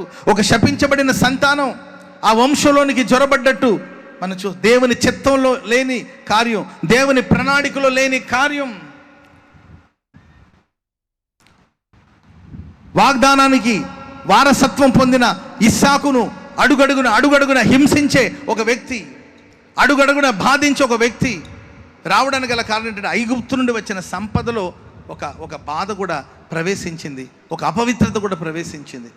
కనుక మనుషుల దగ్గర మనం చేతులు చాపకూడదు, దేవుని దగ్గర చేతులు చాపి మనం పొందుకోవాలి. స్తోత్రం చెప్పండి గట్టిగా. పరిశుద్ధుల వైపు తమ చేతులు చాపినప్పుడు వాళ్ళు అన్నారు, వెండి బంగారాలు మా యొద్ద లేవు, మా కలిగిన దాన్ని నీకు ఇస్తున్నాం, లేచి నడవమంటే వాడు దిగ్గున లేచి నిలిచి నడిచి గంతులు వేయడమే కాకుండా నడుచుచు దేవుని మహిమపరుస్తూ దేవుని మందిలోకి వెళ్ళాడు. స్తోత్రం చెప్పండి అందరూ గట్టిగా. లేచి మనం చేయవలసిన పని ఏంటంటే, మొట్టమొదటిగా లేచి దేవునికి మనకు మధ్యలో ఉన్న దూరాన్ని దూరం చేసుకోవాలి, తీర్మానం చేసుకోవాలి, సహవాసంలో ఉండాలి. రెండవదిగా ప్రియుల లేచి చేయవలసింది ఏంటంటే, నడుచుచు గంతులు వేస్తూ, లేకపోతే నడుచుచు దేవుని నామాన్ని మహిమపరుస్తూ మనం ముందుకు సాగిపోవాలి. ఆమెను చెప్పండి అందరూ గట్టిగా. చెప్పండి గట్టిగా హల్లెలూయా. నడచుచు అనేది దేనికి సాదృశ్యం అంటే మన ప్రవర్తనకు సాదృశ్యం. లేచినవాడు చక్కగా నడవాలి, లేచినవాడు చక్కగా ప్రవర్తించాలి. దేవుని మందిరమునకు వెళ్ళినప్పుడు నీ ప్రవర్తనను నీవు జాగ్రత్తగా చూచుకోవాలని బైబిల్ చెప్తుంది. నడుచుచు దేవుని నామాన్ని మహిమపరిచాడు, నడుచుచు గంతులు వేస్తూ దేవుని నామాన్ని మహిమపరిచాడు. దేవుని కొరకు లెమ్మంటున్నాడు, దేని కొరకు మనల్ని లేవనెత్తుతున్నాడు అంటే మన ప్రవర్తనను జాగ్రత్తగా చూసుకోవాలి అండ్ మన దేవుని ఆరాధించాలి. స్తోత్రం చెప్పండి గట్టిగా.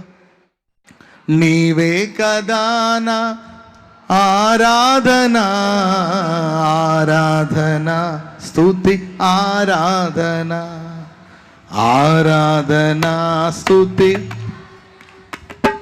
యూదా స్తుతి గోత్ర సింహమా. గట్టిగా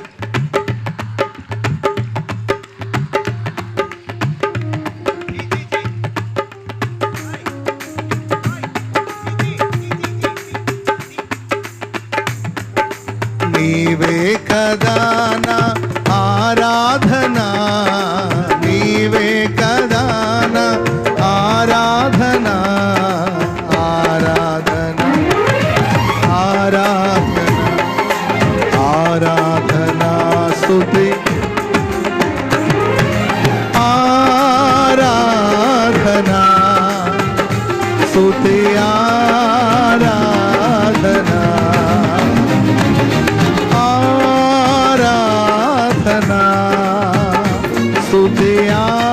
ఆరాధనా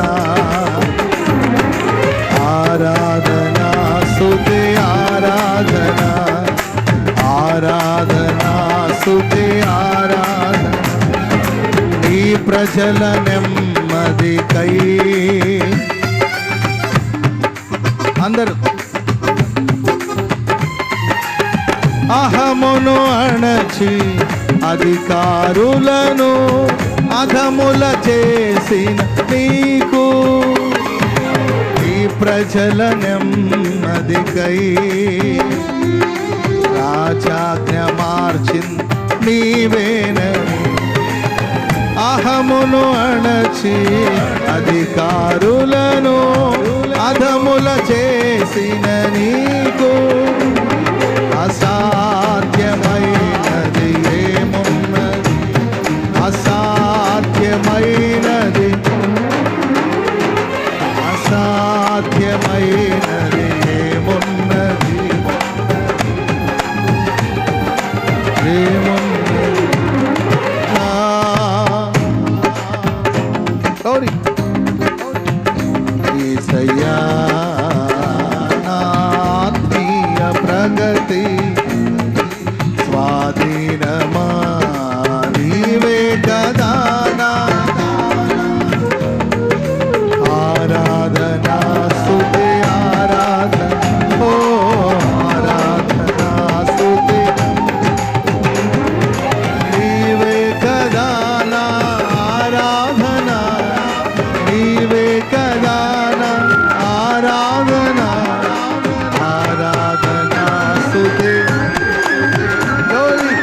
ఆరాధనా స్తుతి ఆరాధన నీవే కదా ఆరాధన నీవే కదా ఆరాధన ఆరాధనా స్తుతి ఆరాధన ఆరాధనా స్తుతి ఆరాధన ఆరాధనా స్తుతి ఆరాధన ఆరాధనా స్తుతి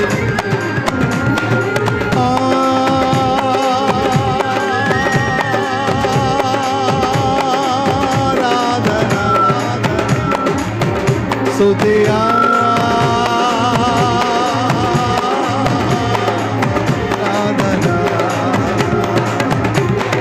ఆరాధనా స్తుతి ఆరాధన ఆరాధనా స్తుతి ఆరాధనా స్తుతి ఆరాధన ఆరాధనా స్తుతి ఆరాధన ఆరాధనా స్తుతి ఆరాధన ఓ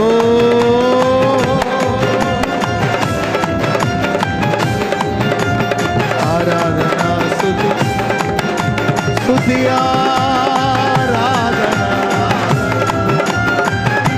స్తుతి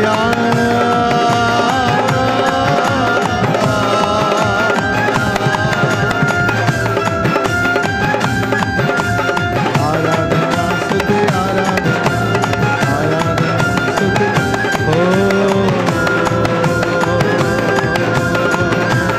ఆరాధన నీకే స్తుతి ఆరాధన నీకే సేవించద నిన్నే స్తుతి ఆరాధన నీకే ఆరాధనా స్తుతి ఆరాధన ఆరాధనా స్తుతి ఆరాధన ఆరాధనా ఓ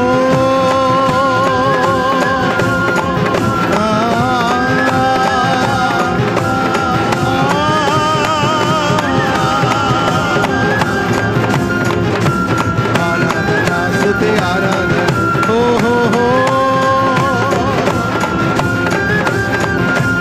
ఆరాధనా ఆరాధన నీకే స్తుతి ఆరాధన నీకే ఆరాధన నీకే స్తుతి ఆరాధన ఆరాధనా స్తుతి ఆరాధన ఆరాధనా స్తుతి ఆరాధన ఆరాధనా ఓ ఓ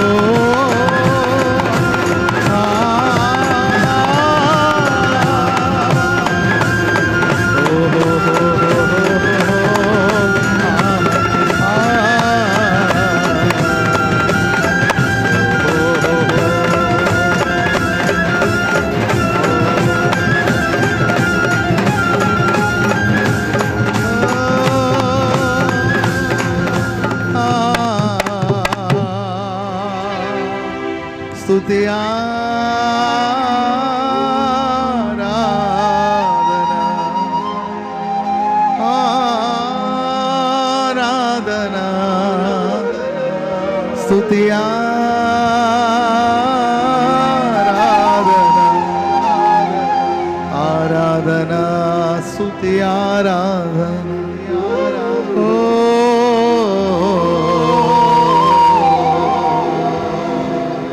ఆరాధన. చప్పట్లు కొడుతూ అందరు బిగ్గరగా చప్పట్లు కొడుతూ అందరు బిగ్గరగా ఆరాధన.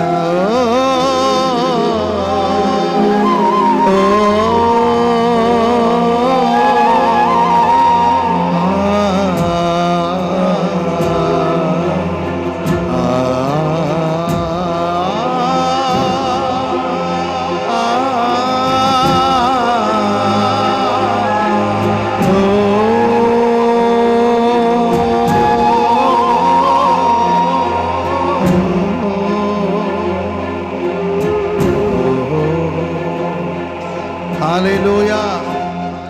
చెప్పండి గట్టిగా హల్లెలూయా.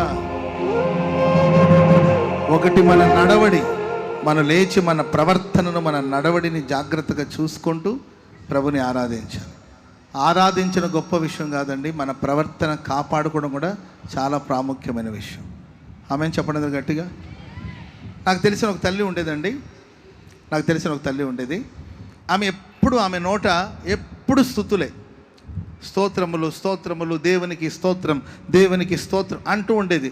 ఆమెను చూసి నేను చాలా సంబరపడేవాడిని. ఎందుకంటే మనకి ఇలాంటి అలవాటు లేదే, మనం ఇలా ప్రభుని స్తుతించలేకపోతున్నామే అని అనుకుంటుండేవాడిని. ఓ రోజు వాళ్ళ ఇంటికి వెళ్ళానండి. ఇంటికి వెళ్తే పాస్టర్ గారండి ప్రైజ్ లాడండి, వందనాలండి, దేవునికి స్తోత్రం అండి, లోపలికి రండి దేవునికి స్తోత్రం అండి, కూర్చోండి పాస్టర్ గారు దేవునికి స్తోత్రం అని అంటుంది. మాటికి ముందు ఒక స్తోత్రం, మాట తర్వాత ఇంకొక స్తోత్రం. కూర్చోండి పాస్టర్ గారు దేవునికి స్తోత్రం. అక్కడ కాదండి, ఇక్కడ కూర్చోండి దేవునికి స్తోత్రం. కాఫీ తాగుతారండి దేవునికి స్తోత్రం. టీ తాగుతారా దేవునికి స్తోత్రం. బ్రేక్ఫాస్ట్ చేసి వచ్చారా దేవునికి స్తోత్రం. ఒక గంట ఉంటే అన్నం వండి పెడతానండి దేవునికి స్తోత్రం అంటుంది. నా మనసు పులకించిపోయిందండి. ఆమె నోట దేవుని మాట స్తుతి విని పరవశించిపోతున్నాను. అంతలోపల ఎవరో పిలిచినట్లు అనిపించింది. ఆ తల్లి బయటికి వెళ్ళిందండి. బయటికి వెళ్తే కొంతసేపటికి బాక్సింగ్ సౌండ్ వినబడుతుంది. ఏంట్రా బాబు, నేను అట్లాగే కిటికీల నుండి తొంగి చూశాను. ఎవరో ఒక ఆవిడ వచ్చినట్టుందండి. ఆమె జుట్టుని ఈమె చేతికి చుట్టేసుకొని ఆమెను అట్లా వంగపెట్టి ఏంటంటే ఆమె వీపు మీద గుద్దుతూ, పనికి మాలిందానా దేవునికి స్తోత్రం, దిక్కుమాలిందానా దేవునికి స్తోత్రం తిడుతుంది, స్తోత్రం చెప్తుందండి. అక్క ఇది చేస్తానంట, అక్క కుక్క దేవునికి స్తోత్రం అంటుంది. ఇంకో అంటుంటే కొడుతుంది దేవునికి స్తోత్రం అంటుంది. నాకు దడబుట్టింది. 2 రోజులు టైం ఇస్తాను, ఇస్తే దేవునికి స్తోత్రం, ఇవ్వకపోతే నీ అంతు తేలుస్తా దేవునికి స్తోత్రం అంటుంది. అంటే డబ్బు ఏదో ఇచ్చినట్టుంది, ఆమె డబ్బు తీసుకొని ఎగ్గొట్టినట్టుందండి. అందుకే ఈమె వీపు మీద గుద్దుతుంది. ఇక బీపీ పెరిగిపోయి 200కు పోయినట్టుందండి బీపీ. ఆవేశంగా దెబ్బలు తినింది ఆమె. జుట్టంతా ఈమెకి ఇట్లా విరబేసుకుని లోపలికి వచ్చిందండి. నాకు దడబుట్టి నేను ఇటు నిలబడ్డాను. ఏమి నిలబడ్డారు దేవునికి స్తోత్రం, కూసో దేవునికి స్తోత్రం అనేది. Praise lord. అప్పుడు నాకు అనిపించింది ఈమె నోట స్తుతి ఉంది కానీ ఈమె ప్రవర్తన సరిగ్గా లేదు. అర్థమైందండి. స్తోత్రం స్తోత్రం స్తోత్రం అని స్తోత్రాలు చెప్పుకుంటే సరిపోలా. ప్రేమైన వార ఆ కుంటివాడు లేచిన తర్వాత ఆడు లేచి నిలిచి నడుచుచు అంటే తన ప్రవర్తనను జాగ్రత్తగా కాచుకుంటూ గంతులు వేస్తూ దేవుని నామాన్ని మహిమపరిచాడు. ఈరోజు దేవుని నామాన్ని మహిమపరచడానికి కోసం వచ్చిన నీవు, దేవుని నామాన్ని స్తుతించడానికి వచ్చిన నీవు, చేతులెత్తి దేవా నీకు ఆరాధన ఆరాధన అంటున్న నీవు నీ హృదయాన్ని పవిత్రంగా కాచుకుంటున్నావా? దేవుని మందిరానికి వెళ్ళేటప్పుడు నీ ప్రవర్తనను సరిగా చూసుకుంటున్నావా? వారి పెదవులు నన్ను స్తుతిస్తున్నాయి కానీ వాళ్ళ హృదయాలు నాకు దూరంగా ఉన్నాయి. వాళ్ళ ఆరాధన వ్యర్థమైన ఆరాధన. మనుషులు కల్పించిన కల్పనా కథల్ని దైవోపదేశం అని బోధిస్తూ నన్ను వ్యర్థముగా ఆరాధిస్తున్నారు అని దేవుని వాక్యం హెచ్చరిస్తుంది. ఈరోజు మీ ఆరాధన కేవలం మీ పెదవులకే పరిమితమైందా, లేకపోతే గుండె లోతులో నుండి ప్రభుని ఆరాధిస్తున్నారా? ఈ రాత్రి నీవు నేను లేచి చేయవలసింది ఏం తెలుసండి? లేచి నిలిచి నడుచుచు అంటే మన ప్రవర్తనను జాగ్రత్తగా కాచుకుంటూ ఆ తర్వాత దేవుని నామాన్ని మహిమపరచాలి. నిన్నటి రోజు కూడా దైవ సేవకులు చెప్తూ వచ్చారు, ఆసాపు దేవుని మందిలో పాడేవాడు, కీర్తించేవాడు. ఆసాపు పాడకపోతే ఆ రోజు ఆరాధన ఏంటి అంత తీయగా అనిపించేది కాదు, అంత అద్భుతంగా అనిపించేది కాదు. కానీ ఆసాపు చూపు ఎవరి మీద ఉంది? ఆరాధించేవాడి కన్నులు ఎవరిని చూడాలి? ఆసాపు ఎవరిని చూడాలి? ఎవరిని వెంబడించాలి? ఎవరిని ఆదర్శంగా తీసుకోవాలి? ఎవరిని మాదిరిగా పెట్టుకోవాలి? భక్తిహీనుల క్షేమం తన కంటబడినప్పుడు తన మనస్సునందు మత్సరపడ్డాడు. ఒక పశుప్రాయుడిలాగా, ఒక సేవకుని పశుప్రాయుడితో పోల్చొచ్చా మనం? తన పశువుతో పోల్చుకున్నాడండి. ఒక పశుప్రాయుడిలాగా ఆలోచించాడు, ఒక జంతువులాగా ఆలోచించాడు. తాను చెడిపోవడమే కాకుండా అందరిని చెడగొట్టడానికి కోసం కంకణం కట్టుకున్నాడు. అసలు నేనెవడు చూడమన్నాడు? స్తోత్రం చెప్పండి అందరు గట్టిగా. నిన్నెవరిని చూడమన్నాడు? నువ్వు చూడవలసింది ఎవరిని? కన్నులెత్తి చూడవలసింది ఎవరిని? ఆకాశమందు ఆసీనుడా, నేను కన్నులెత్తి నీ వైపు చూస్తున్నాను. దైవజనులు గారు అందుకే రండి రాసింది, కలవరపడి కొండల వైపు నా కన్నులెత్తుదునా. దైవజనులు గారికి ఒక అవసరం వచ్చినప్పుడు, అక్కర వచ్చినప్పుడు, ఆకలి కలిగినప్పుడు మానవ మాత్రపు వాళ్ళు ఇప్పుడు కన్నులెత్తి చూస్తే, ఎవరో చెప్పారంటండి మా ఊరు వచ్చినప్పుడు, ఏసన్ గారు అంటే మా ఇంటికి రండి మీకు వంట చేసి పెడతానని నాకు తల్లి చెప్తే, ఏసన్ గారు ఆ మాటను గుర్తు చేసుకుని ఆకలి వేసినప్పుడు ఆ ఇంటికి వెళ్తే ఇంటికి పెద్ద తాళం కప్పేశారంట. అప్పుడు ఏసన్ గారు అనుకున్నట్టు నేను ఎవరి వైపు చూశాను? మనుషుల వైపు చూశానా, దేవుని వైపు చూశానా?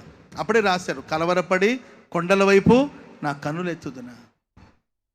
కొండల వైపు కన్నులెత్తి కొదువతో నేను కలవరపడతానా, నేను కుమిలిపోతానా అని ఆ తర్వాత దైవజనులు యేసు వైపు, దేవుని వైపు చూసినప్పుడు రాజభోజనాన్ని దేవుడు వడ్డించారంట. చప్పట్లు కూడా మంది గట్టిగా హల్లెలూయా.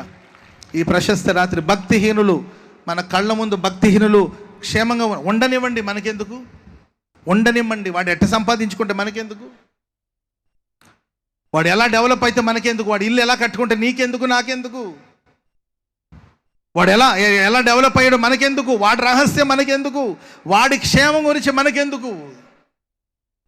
నువ్వు కన్నులెత్తి చూడవలసి దేవుని వైపు. యేసును చూసినంతసేపు నీళ్ల మీద బాగానే నడిచిపోయాడండి. ఎప్పుడైతే గాలి వైపు చూశాడో మునిగిపోయాడు. గాలి లాంటి మనుషులు, గాలి వార్తలు చెప్పుకునే మనుషులు, గాలి చేష్టలు చేసే మనుషులు ఉన్నారు. వాళ్ళ వైపు చూస్తే వాళ్ళకేం నష్టం లేదండి, నీవు నష్టపోతావు. గాలికేం నష్టం లేదు. ఈ దిక్కుల నుండి వచ్చి ఆ దిక్కులోకి వెళుతూ ఉంటుంది. అది ఎక్కడ పుట్టిందో, అది ఎక్కడికి వెళుతుందో మనకు తెలీదు. అది ఎప్పుడు ఎవరి ప్రక్కన ఉంటుందో, ఎప్పుడు ఎవరికి ఎక్కడి సహకారంగా ఉంటుందో గాలిని మనం అంచనా వేయలేము. వాళ్ళని ఎందుకు చూస్తావు? నువ్వు చూడవలసింది యేసుని, నువ్వు వెళ్ళవలసింది యేసు చెంతకు, నువ్వు నడవవలసింది యేసుతో. నీ కన్నులేదుట సిలువ వేయబడినట్లు క్రీస్తు ప్రదర్శించబడలేదా? గలతీ సంఘమా, మీ కన్నులేదుట సిలువ వేయబడినట్లు యేసుక్రీస్తు వారు ప్రదర్శించబడలేదా? ఆత్మలో ప్రారంభించి శారీరకంగా ముగిస్తారా? మనం ఆత్మలో ప్రారంభించాం, ఆత్మలోనే ముగించాలి. ఆమెను చెప్పండి గట్టిగా. పోనీ విస్తారమైన ప్రజలు, వేల కొలదిగా ప్రజలు, కృతజ్ఞత లేని వాళ్ళు లోకంలో ఉన్నారు. ఏదో ఒక రోజు వాళ్ళు కూలిపోతారు. కానీ నీ చూపు దేవుని, ఒక ఆరాధించే ఆరాధికుడు, దేవుని సేవించే భక్తుడు, ఓ పాడే బృందానికి ముఖ్యమైన నడిపించే వ్యక్తి, భక్తిహీనుల క్షేమాన్ని చూసి లోలోపల మత్సరపడి కుమిలిపోయి తన జీవితాన్ని ప్రమాదానికి తీసుకెళ్లే పరిస్థితుల్లో దేవుడు వచ్చి తన కుడి చేతిని పట్టుకున్నాడు. చెప్పండి కూడా అందరూ గట్టిగా. ఆనాడు దేవుడు అతని చేయి పట్టుకున్నారు కనుక పర్వాలేదు. ఒకవేళ దేవుడు అతని చేతిని పట్టుకోకపోతే అంతులేని అగాధంలోనికి భక్తిహీనులతో పాటు ఆయన కూడా స్వాస్థ్యం పొందవలసిన పరిస్థితి వచ్చి ఉండేది. కనుక ప్రేమైన వారికి లేచి మనం చేయవలసింది ఏంటంటే, మనం లేచి నిలిచి నడుచుచు గంతులు వేయాలంటే నడుచుచు మన ప్రభుని ఆరాధించాలి. మన ప్రవర్తనను కాచుకుంటూ ప్రభుని మనం ఆరాధిద్దాం. Praise the lord. మీకు ఒకే ఒక మాట చెప్పి నేను ముగిస్తాను. యెషయా గ్రంథం 52వ అధ్యాయం 2వ వచనం చదవండి. యెషయా ప్రవచన గ్రంథం 52వ అధ్యాయం 2వ వచనం త్వరగా. ధూళిని దులుపుకొనుము యెరూషలేమా, లేచి కూర్చుండుము, చెరపట్టబడిన సియోను కుమారి నీ మెడకట్లు విప్పి వేసుకొని. మొదటి వచనం కూడా చదవండి త్వరగా. సియోను లెమ్ము నీ బలమును ధరించుకొనము, పరిశుద్ధ పట్టణమైన యెరూషలేమా నీ సుందర వస్త్రములను ధరించుకొనము. ఇక మీదట సున్నతి పొందని వాడెవడైనను, అపవిత్రుడెవడైనను నీ లోపలికి రాడు. స్తోత్రం చెప్పండి గట్టిగా. ధూళిని దులుపుకొనుము యెరూషలేమా, లేచి కూర్చుండము. స్తోత్రం చెప్పండి గట్టిగా. ఈ వాక్యం చెప్పిన తర్వాత మనం అందరూ లేచి ధూళిని దులుపుకోవాలి. ఆమె చెప్పండి గట్టిగా. హల్లెలూయా.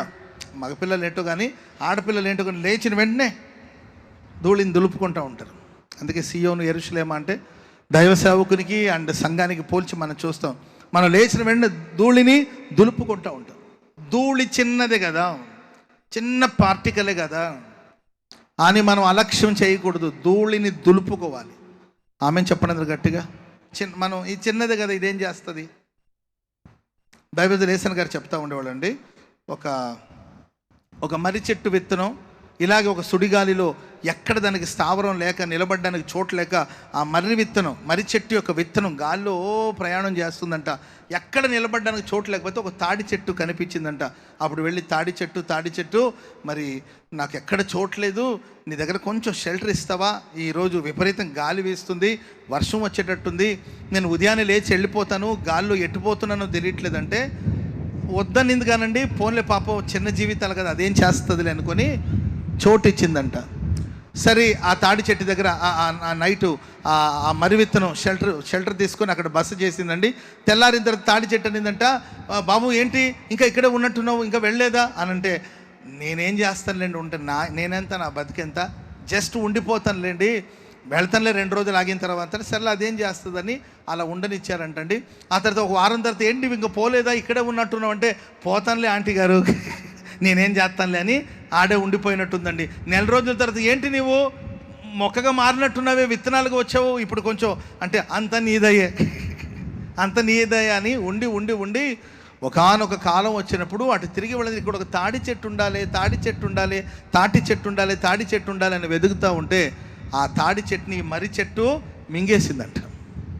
జీవితంలో మనం ఇది చిన్నదే కదా, ఈ చిన్న కోపమే కదా, ఈ చిన్న పాపమే కదా, ఇది కూడా తప్పేనా అని నీవు చులకనగా చూసేవనుకో, ఆ ధూళి ఏదో ఒక రోజు నేను ప్రమాదానికి తీసుకెళ్ళిపోతుంది. ఈ చిన్న తప్పే కదా, ఈ చిన్న మాటే కదా, ఈ చిన్న స్నేహమే కదా, ఈ చిన్న కాన్వర్సేషనే కదా, చిన్న సంభాషణ కదా.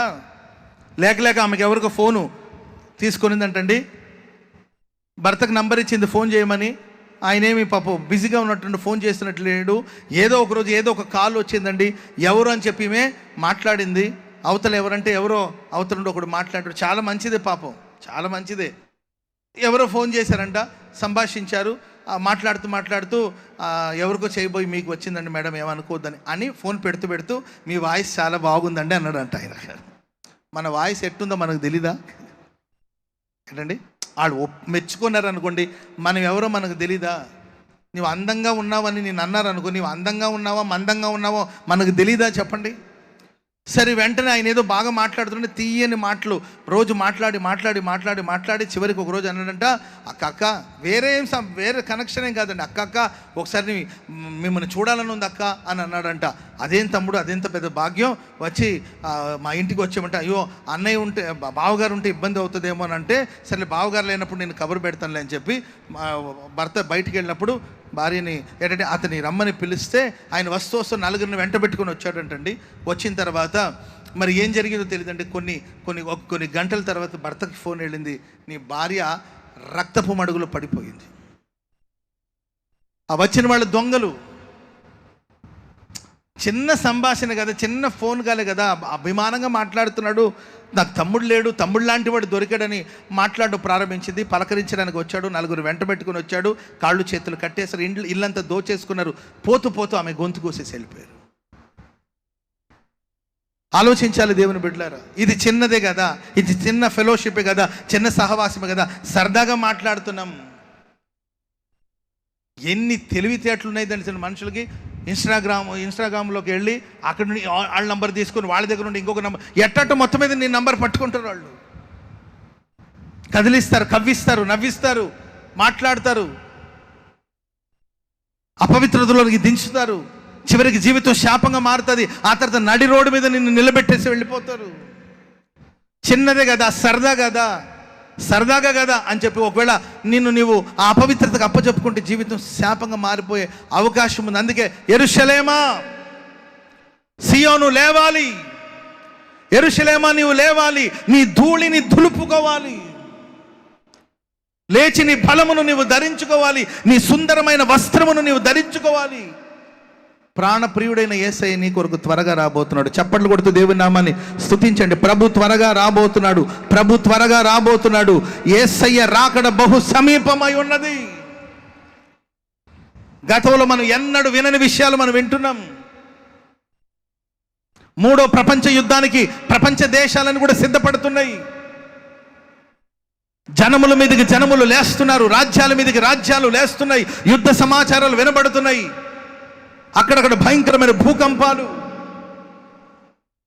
ఓ చిన్న కంటికి కనబడని ఒక చిన్న క్రిమి, ఓ చిన్న వైరస్తో మనిషి పోరాడడండి. మనుషులు మనిషి బయటికి రాకుండా గదిలోనే ఉండిపోవలసిన పరిస్థితులు వచ్చినాయి. ఫోన్లు ఉన్నాయి కాబట్టి ఈ గదిలో ఉన్నవాళ్ళు ఆ గదిలో ఉన్నవాళ్ళతో, ఆ గదిలో ఉన్నవాళ్ళు ఈ గదితో మాట్లాడుకున్నారండి. ఒకవేళ ఆ రోజులో ఫోన్ ద్వారా కూడా వైరస్ వస్తుందని చెప్పుంటే ఇంకెట్టుండేదో జీవితం. ఫోన్లైనా ఉంది కనుక బ్రదర్ బాగున్నారా అని మన దూరం నుండి పలకరించుకున్నాం. కంటికి కనబడని శత్రువు, ఒక చిన్న వైరస్ ప్రపంచ దేశాన్ని గడగడలాడి చేసింది. ఆర్థిక వ్యవస్థ దెబ్బతినేటట్లుగా చేసింది. భయంకరమైన యుద్ధ సమాచారం, చిన్న చిన్న సంగతులకి దేశాలు యుద్ధానికి దిగుతున్నాయి. మా దగ్గర పలానా ఆయుధాలు ఉన్నాయి, పలానా బాంబులు ఉన్నాయి, మేము ప్రయోగిస్తామని దేశాలు ప్రజలు గుండెను గుప్పెట్లో పెట్టుకొని బ్రతుకుతున్న రోజుల్లో మనం ఉంటున్నాం. ఎక్కడ చూసిన అక్రమం విస్తరించి అనేకుల ప్రేమ చల్లారిపోతుంది. తల్లి మీద పిల్లకి, పిల్ల మీద తల్లికి ప్రేమ ఉండట్లేదు. భర్త మీద భార్యకి, భార్య మీద భర్తకి ప్రేమ కరువైపోతుంది. తల్లిదండ్రులు తమ శరీర సంబంధమైన సుఖాల కొరకు, శరీర సంబంధమైన కార్యక్రమాల కోసం కన్న తల్లి తన బిడ్డ విషయంలో కాఠిన్యం చూపిస్తుంది. యవన బిడ్డలు తల్లిదండ్రులు అంటే ప్రేమ లేని పరిస్థితి, తల్లిదండ్రులు అంటే గౌరవించలేని పరిస్థితి, బంధాలు, బాంధవ్యాలు, రక్త సంబంధం, వాటి విలువని ఈరోజు గ్రహించలేని పరిస్థితిలో, సుఖభోగాల్లో పవిత్రతకు చోట్లేదు, పవిత్రతకు స్థానం లేదు, పవిత్రతకు ఆధిక్యతని ఇవ్వలేని పరిస్థితి. మనసు పాడై, దేహం పాడైపోయి, అపవిత్రపరచబడి అనురాగరహితులుగా మనుషులు జీవిస్తున్నారు. ఇది అంత్య దినాలు. ఇవన్నీ సంభవించినప్పుడు మీరు గమనించండి, గుర్తించండి, నా రాకడ సమీపమై ఉన్నదని ప్రభు చెప్పాడు. స్తోత్రం చెప్పండి అందరూ గట్టిగా. సంగమా, మరి సిద్ధపడుతున్నావా? బలమును ధరించుకుంటున్నావా? ఆత్మ బలమును, నీ సుందర వస్త్రమును ధరించుకుంటున్నావా?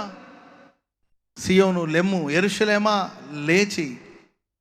లేచి కూర్చుండము, నీ బలమును ధరించుకొనము, నీ సుందర వస్త్రమును ధరించు, ధూళిని దులుపుకొనమని వాక్యం సెలవిస్తుంది.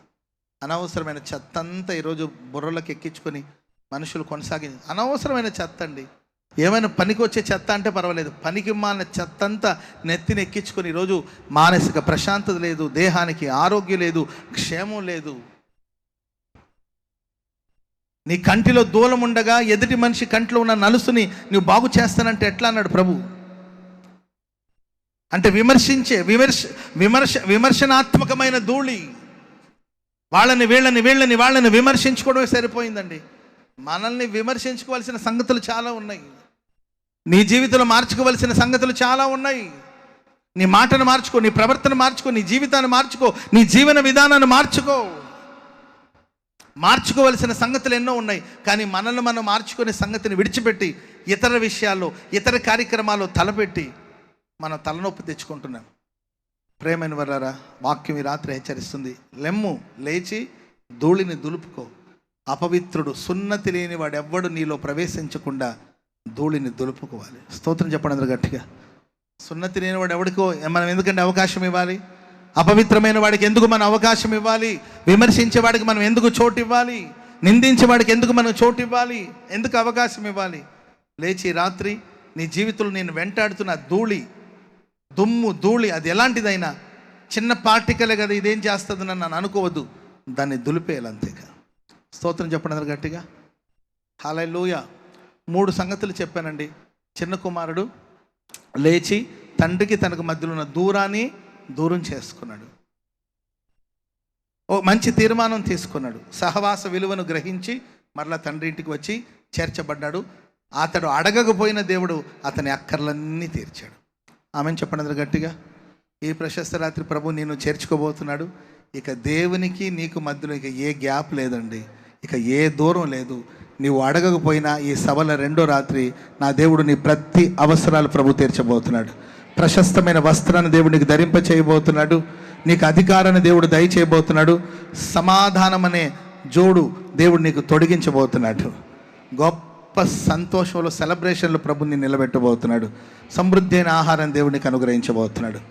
రెండవదిగా ప్రియులారా, పుట్టినప్పటి నుండి కుంటివాడైన వ్యక్తి ఎప్పుడైతే అపోస్తులు చేతులు చాపి అతను పట్టుకుని యేసునామమును ఉచ్చరించాడు, లేచి నడుచుచూ దేవుని ఆరాధించాడు.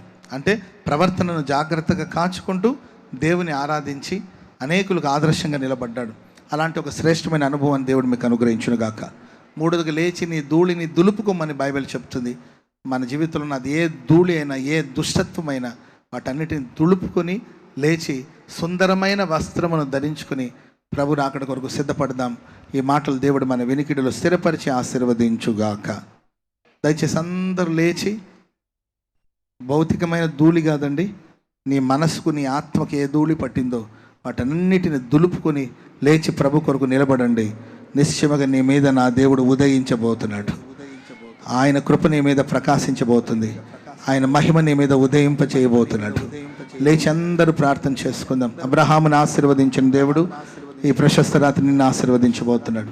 లేచి నిలిచి ఆకాశం వైపు చేతులెత్తి, గొప్ప జనముగా ప్రభు నిన్ను మార్చబోతున్నాడు. గొప్ప జనముగా ప్రభు నిన్ను మార్చబోతున్నాడు. ఈ రోజు మొదలుకొని కీర్తిని, ఖ్యాతిని, మంచి పేరును దేవునికి ఇవ్వబోతున్నాడు. నీ నామాన్ని నా దేవుడు గొప్ప చేయబోతున్నాడు. రెండు చేతులెత్తి మనసారా ప్రార్థన చేసుకోండి. ఒక 2 నిమిషాలు ప్రార్థన చేసుకోండి. వాతావరణం కూడా అంత అనుకూలంగా లేదు. అందరూ 2 చేతులెత్తి ఒక చిన్న ప్రార్థన చేసుకోండి. దేవా, నా నామమును నీవు గొప్ప చేస్తానని చెప్పారు. కీర్తిని, ఖ్యాతిని, మంచి పేరును దేవుడు దయచేయబోతున్నాడు. నీవు అనేకులకు ఆశీర్వాదకరంగా ఉండబోతున్నావు. అనేకులకు ఆశీర్వాదకరంగా ఉండబోతుంది. నీ మాట, నీ పాట, నీ ప్రార్థన అనేకులకు ఆశీర్వాదకరంగా మారబోతుంది. కొండ మీద కట్టబడిన పట్టణంలా నా దేవుని ఆశీర్వదించబోతున్నాడు. జనములకు, జాతులకు నీవు దీవెనకరంగా మార్చబడబోతున్నావు. హల్లెలూయా. చేతులతో అందరూ ప్రార్థన చేసుకుందాం. అందరూ బహుతరములకు దేవుడు నిన్ను సంతోష కారణముగా ప్రభు మార్చబోతున్నాడు. జనములకు ఆశీర్వాదాన్ని పంచి పెట్టేవాడుగా నీవు మారబోతున్నావు. చేతులెత్తి ప్రార్థన చేసుకోండి. ప్రభువా, అబ్రహామును ఆశీర్వదించిన దేవుడు నన్ను ఆశీర్వదించండి. ఎవరైతే నిన్ను దూషిస్తారో వాళ్ళు దూషణ పాలవుతారు. నిన్ను బాధించిన వారు బాధ పొందబోతున్నారు. చేతులెత్తి ప్రార్థన చేసుకుందాం. హల్లెలూయా, హల్లెలూయా. పరిశుద్ధ గ్రంథంలో ఉన్న భక్తులు లేచి ఏం చేశారు? పలు విధాలుగా ప్రభు మనతో మాట్లాడుతూ వచ్చారు. హల్లెలూయా, హల్లెలూయా, హల్లెలూయా, హల్లెలూయా, హల్లెలూయా. స్తోత్రం, స్తోత్రం, స్తోత్రం, స్తోత్రం. శాశ్వతమైన నీకు దూరం, నీకు బహుదూరమైన నన్ను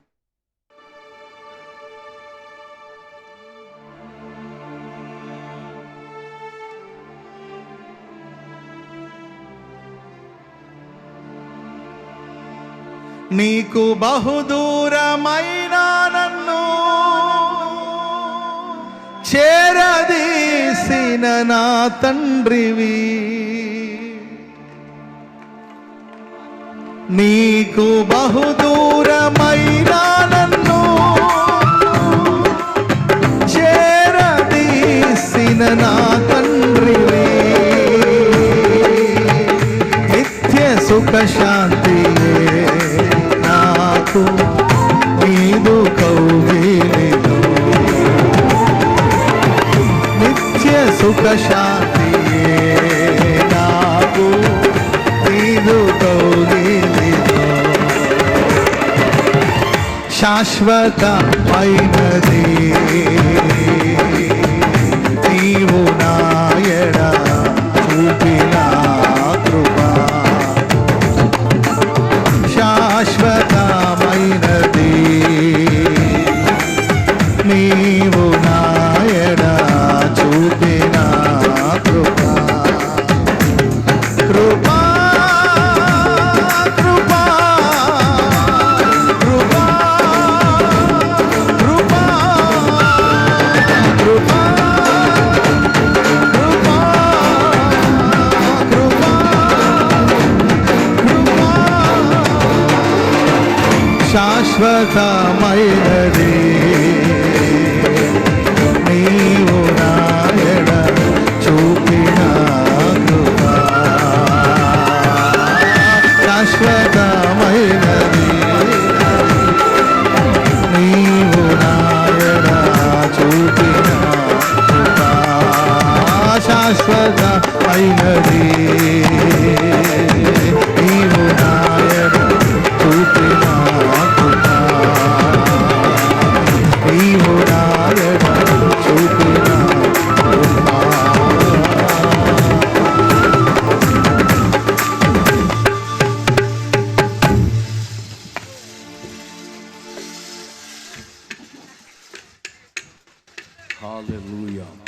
ఈ రాత్రి ఒక విలువైన తీర్మానంతో దేవుని సన్నిధిలో ప్రార్థన చేసుకుందాం.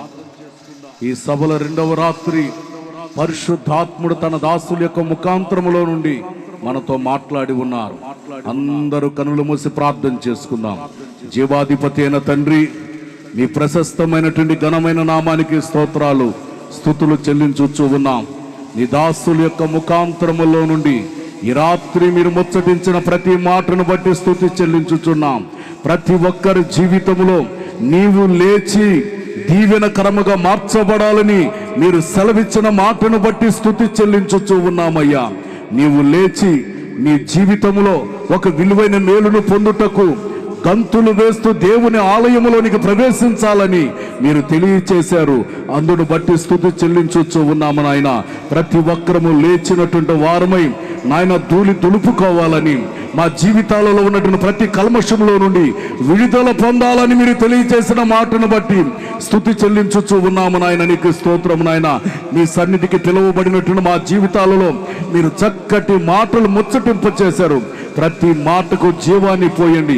నీ దాసుల ముఖాంతరములో నుండి వెలువడిన ప్రతి మాటలు ఆశీర్వాదకరంగా, దీవెనకరంగా, ఫలభరితంగా మార్చబడునుగాక. అద్భుతాన్ని మీరు జరిగించండి. వాక్య విత్తన సేవకులను రెట్టింపు అభిషేకము చేత నింపండి. నీ ప్రజలందరూ దీవెన పొందుతూ ఆనందగానాలతో ముందుకు సాగేటటువంటి కృప నిండుగా మెండుగా అనుగ్రహించి గణనామానికి మహిమ తెచ్చుకొనమని యేసు పేరట వేడుచున్నాము తండ్రి, ఆమేన్. తండ్రి అయిన దేవుని ప్రేమ, ప్రభు అయినటువంటి యేసు క్రీస్తు వారి కృప, పరిశుద్ధాత్మ దీవెన ఇప్పుడు ఎల్లప్పుడూ నిరంతరం యేసయ్య కృప ఈ కూడికలో పాలు పొందిన ప్రతి ఒక్కరికి, సకల పరిశుద్ధులకు ప్రభురాకడ పర్యంతరం వరకు తోడే ఉండి నడిపించునుగాక.